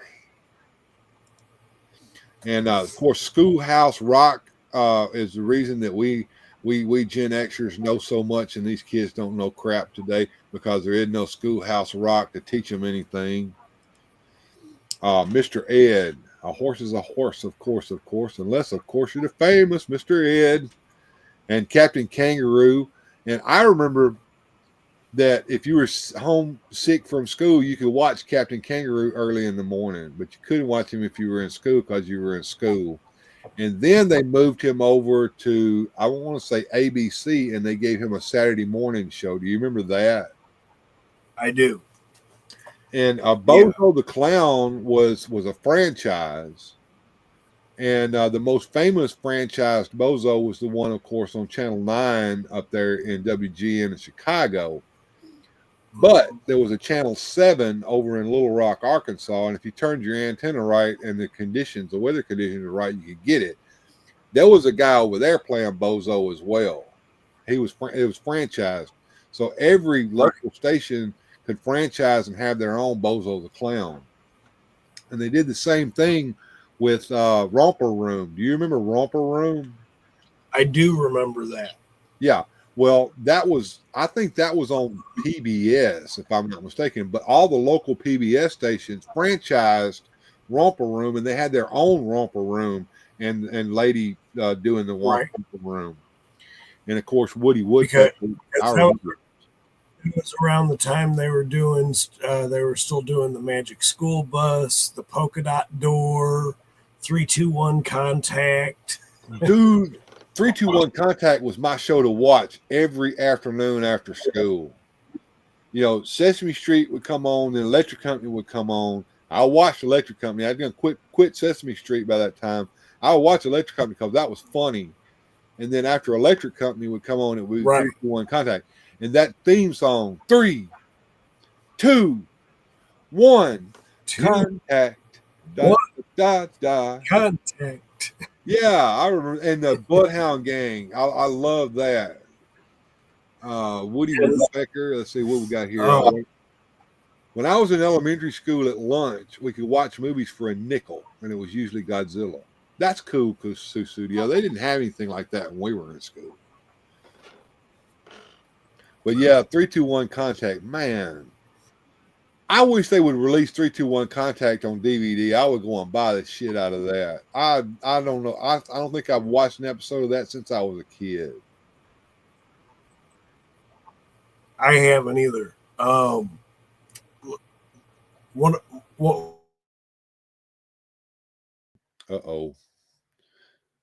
I lost him. He'll be back. One of my other favorite shows was, even though I loved that. And then, of course, from the Letter People, also, damn it, what on the tip of my damn tongue. Every Saturday. The Letter People. Did I hear you say the Letter People? That was the one with that Yes, Cecil Frog on it, wasn't it? They were like the puppets. The puppets. So like you had little Cecil the Frog. Wasn't his name Cecil the Frog? I don't remember Cecil the Frog. He was. I think he was part of the. I thought he was part of the Letter People. I remember that. I remember the Letter People. I can't even remember the Letter People's little theme song. Yeah. Now, the studio had a local had one of those local kid show hosts called Uncle Ori in Dayton, Ohio. There was one up there in Memphis that was a little bit before my time called Happy Hal.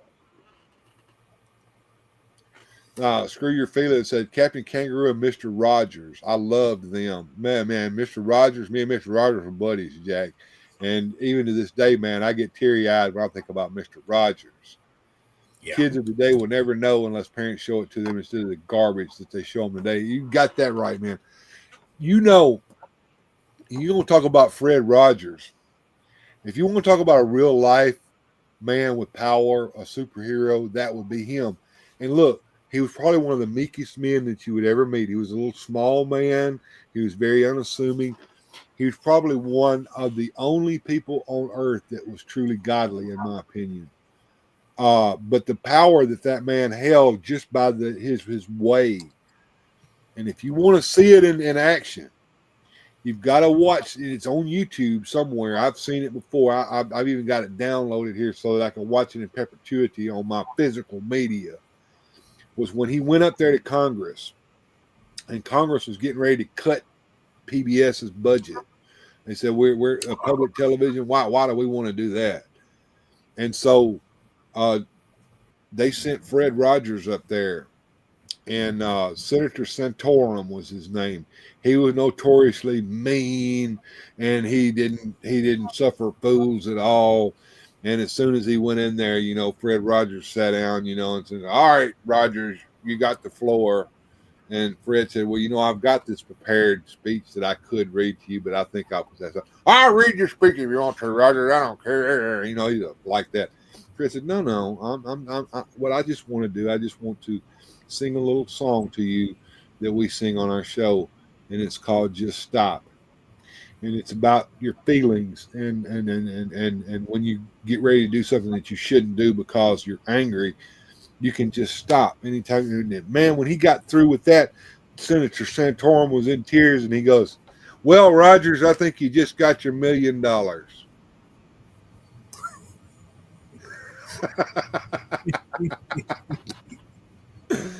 He was the only person that ever got through to Senator Santorum. And if you want to see it, it's real. It happened.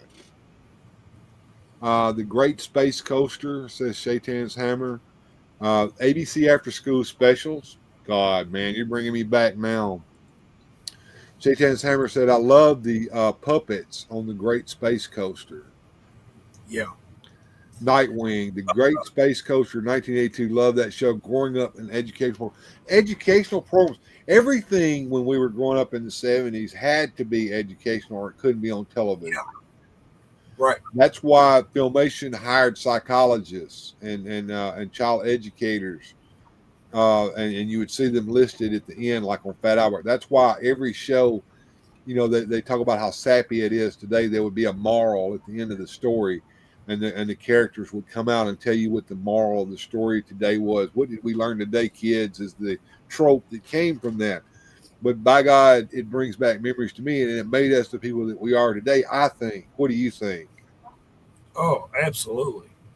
I still, even as a kid, watching the end of Masters of the Universe, and today's story was this, that, whatever.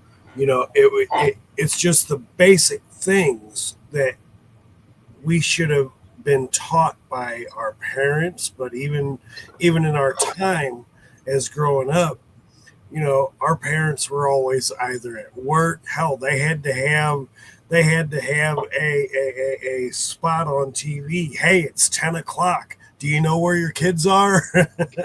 you Well, know, you bring back now memories of me here now. I was what is known as a latchkey kid. Do you remember that term?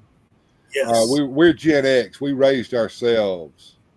Uh, we got up in the morning, and mom and dad were probably already gone to work because they had to be at work at 4 o'clock in the morning to work some factory fucked up job, right? So we got ourselves up out of bed. We went in, and we washed our fucking face and put our clothes on. And I had to walk my ass to school. I had to walk like 5 blocks to the schoolhouse. I can remember on first day of school, we filled out our own fucking paperwork and shit. And if we had to take something home for mom to sign, we took it home, mom signed it, we brought it back the next damn day. Nobody went to school with us to register us for school. We registered our own asses for school. And when school was over with, we would come home from school. We would go in the kitchen. We'd take our key out and open the house up and go inside and make ourselves a snack. Turn on the TV and watch rerun of Mickey Mouse Club or Adam 12 or whatever the fuck was on TV at the time, Andy Griffith show, and do your fucking homework. Nobody made you do it. You did it. If you didn't do it, you got your ass whooped at school, and then you got your ass whooped again when you got home. You do your homework, and then when you got through, you went outside to play, and you stayed out there until mom and daddy came home, which was after dark a lot of times. It was it was an interesting time. It's not like that now, and nobody rode herd. I don't think adults gave two shits what we did as long as we didn't kill anybody or get in trouble. Well, and today, if I know how my neighborhood is. I know how my neighborhood was when I was a kid. I couldn't get in trouble 6 blocks in any direction. Any direction. Mr. Wesby, Mrs. Wesby, you know what your son John just did? Yeah. You know how I defeated that? If something fucked up happened like that, I would go home. And as soon as I walked in the door, Mama, such and such and this and that and the other happened, and this is what I did. Fucking go on, because they already fucking know what you did. You might as well go on in the house and that goes back to the beat your children every day if you don't know why they do.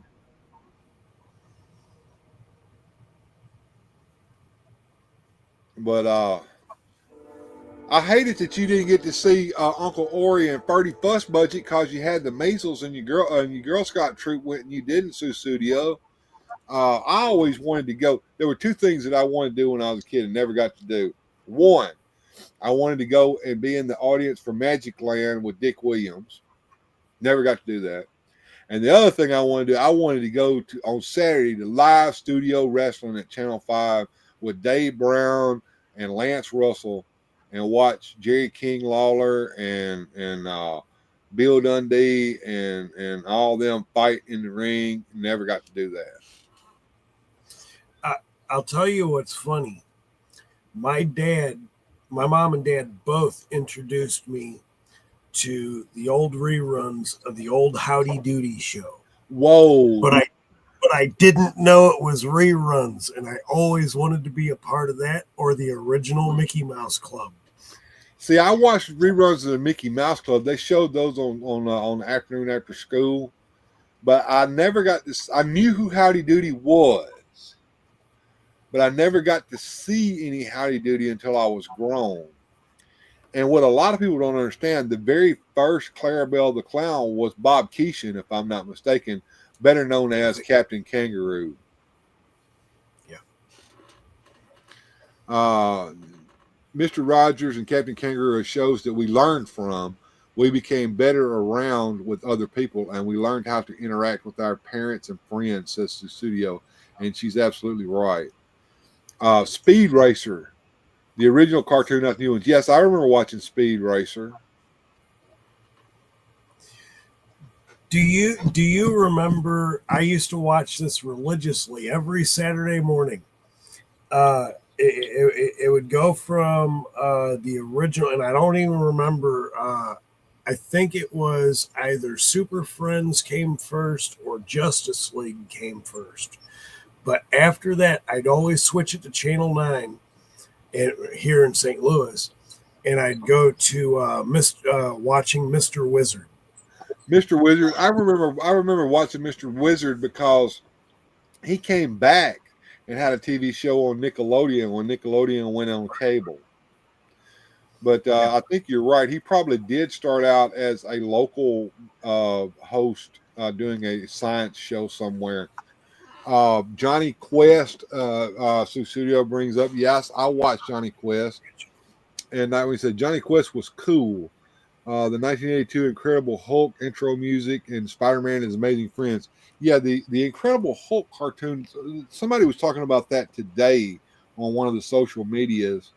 Had put a post up about that. That was an interesting show. It was a spinoff of the Spider-Man and His Amazing Friends because they'd introduced the Hulk and Bruce Banner on that, and then they did the cartoon show of it, and they followed the comics pretty closely, I thought, in that, and had Hulk fighting his classic monsters in that, and also set it on the Gamma base with Thunderbolt Ross and Hulk against the military and all that good stuff.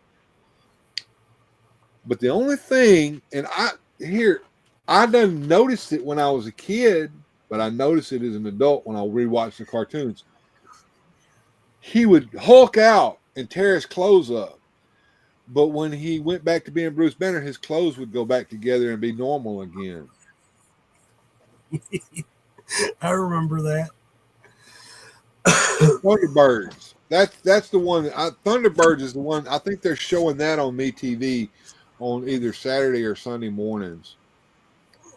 Alf the alien, born in CT as TX Critter. Susudio remembers Mr. Wizard. Her brother watched it all the time. Getting some love there in the chat. Thank you. Hulk intro hits hard. I love hearing that beat. Yeah, it had a good theme song to it. It really did. Nightwing laughing. So yeah, about his clothes would come back together. That's the only thing. And I've never know. Did you remember that when you were a kid? I don't remember that from being a kid watching it, but it struck me when I watched it again as an adult. I'm like, damn! I never really paid attention to like the I guess the aesthetics of the animation. I was more engrossed in the story, and then as I got older, I started looking more at the articulation of how everything starts coming together. That's how I got more into watching like movies. I could sit here for hours, and I could go through old movies, and just see the things that we should not have seen.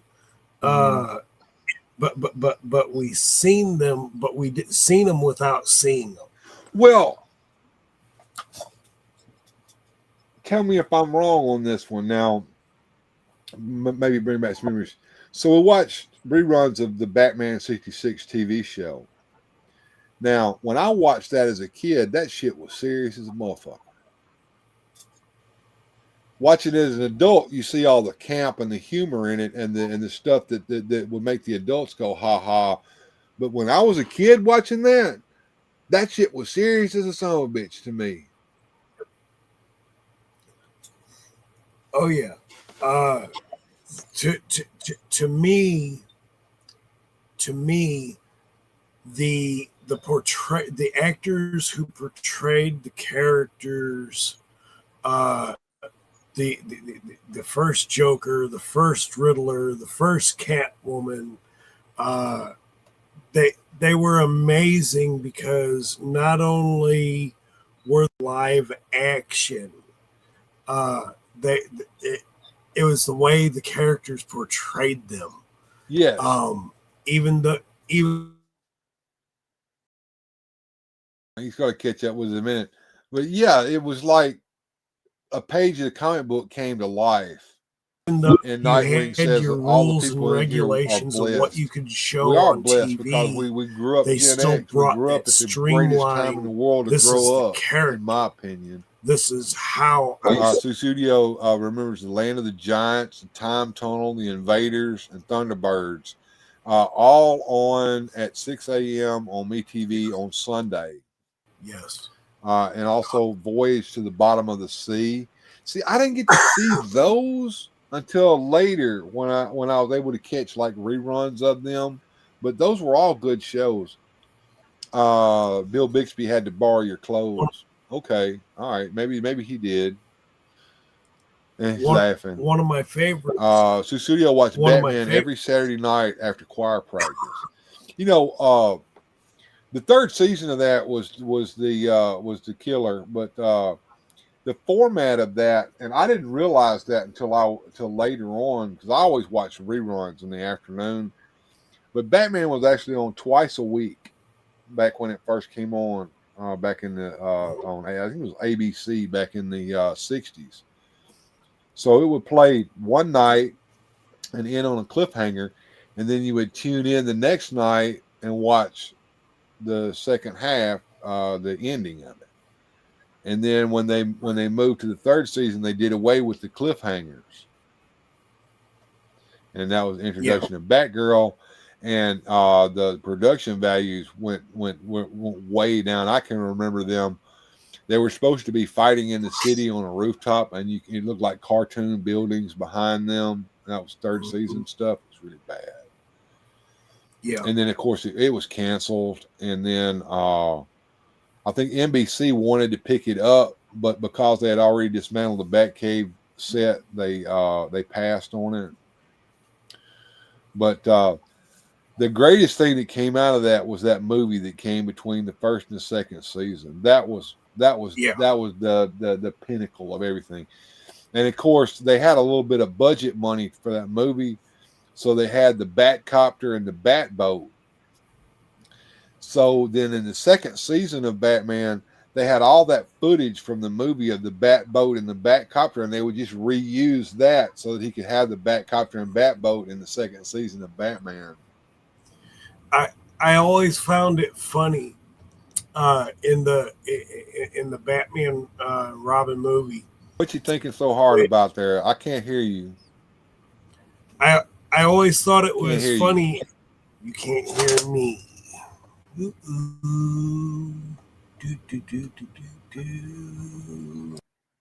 Nopers.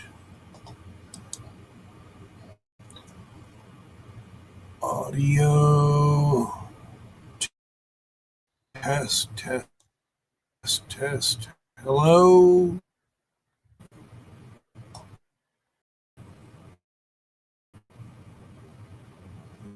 I lost my audio.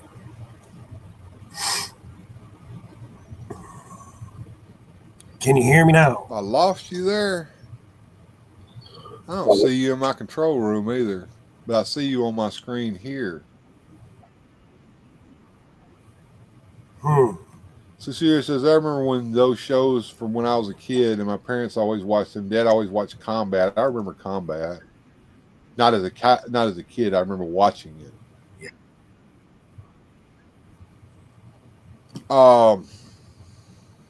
Gee whiz. Okay, I don't see you in my Video Ninja control room there, John. I don't know what's going on here. Let me see if I can refresh the room here. I'm gonna pop out for just a few seconds here while just give me a second here. I'll see what happens here. You may have to come back in It may kick you out. I don't know. We'll see. All right.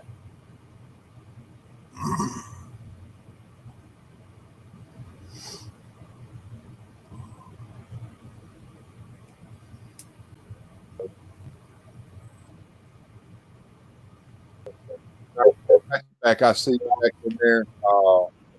Hear you. How about yes. Gotcha. All right. Got it back going again, folks. I had to reload my screen here. I'm looking here. Video packet loss indicator of video preview. Green is good. Red is bad. Flame indicates CPU overloaded. May not reflect packet loss. I'm seeing a green flame, so I guess you're okay.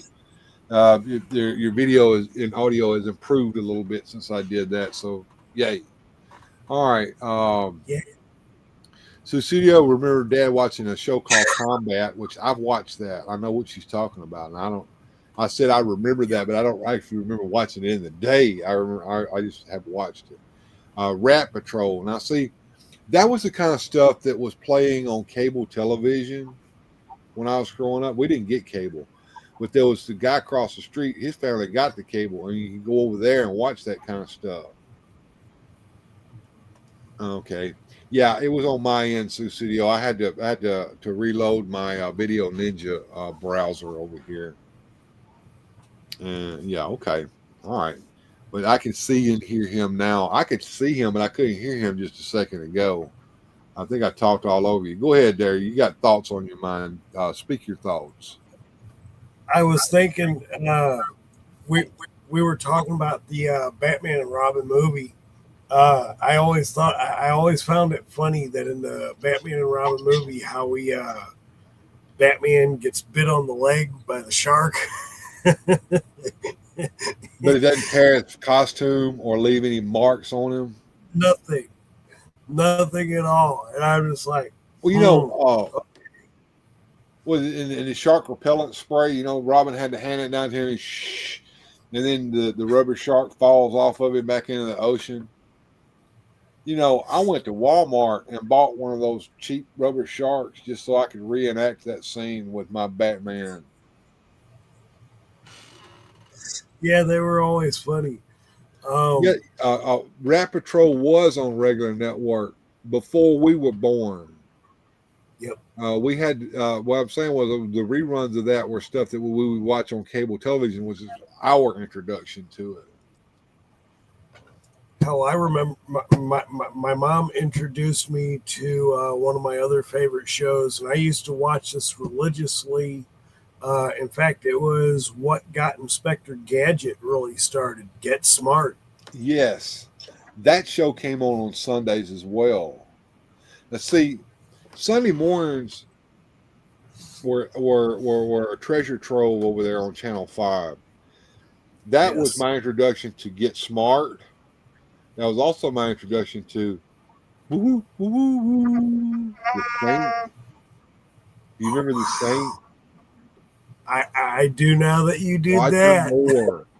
Roger Moore played the Saint. That's how he became James Bond, because they saw him playing the Saint on the Saint, and they said, that's our James Bond right there.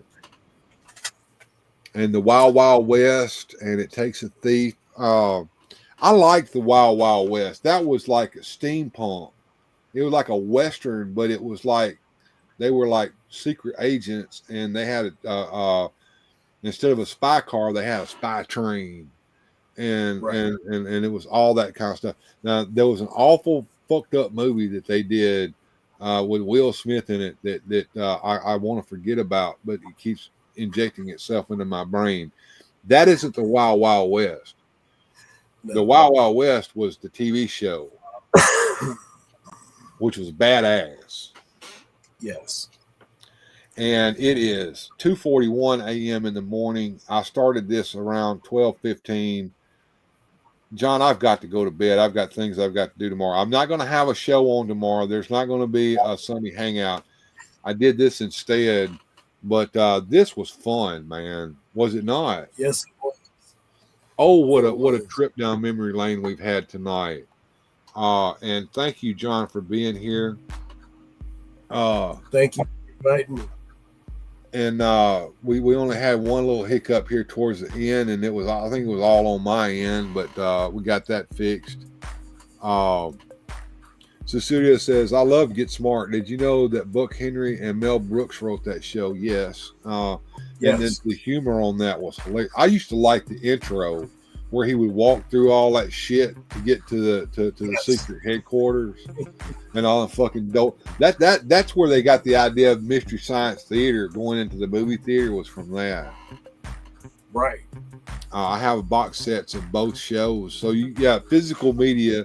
I think you and I have talked about that in the past. If you don't have physical media, you're wrong, because you'll lose everything if you don't. Yep. All right, John, tell us what you got coming up on your show and how to get in touch with you and all that good kind of stuff. Well, I'll be finishing up my video for my Mr. T comparison, whatnot, whatever, going through some of Mr. T's, including his birthright name, as I do through my shows. I've got that going on. I'm almost completed with my first stop motion video, which is a wrestling video. And I am able to be found on Figuratively Speaking at John Mo2 at youtube.com.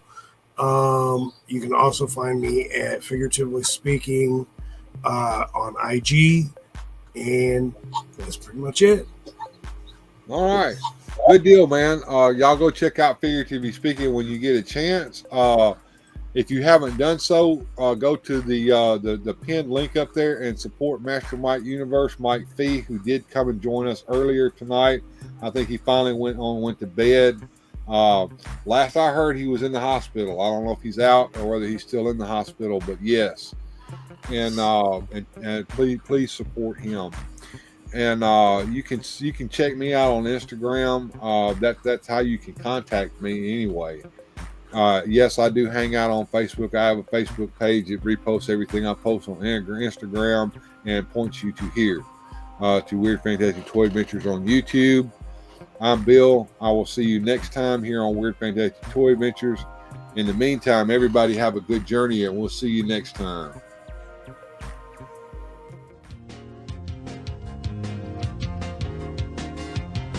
Special thanks to the channel supporters.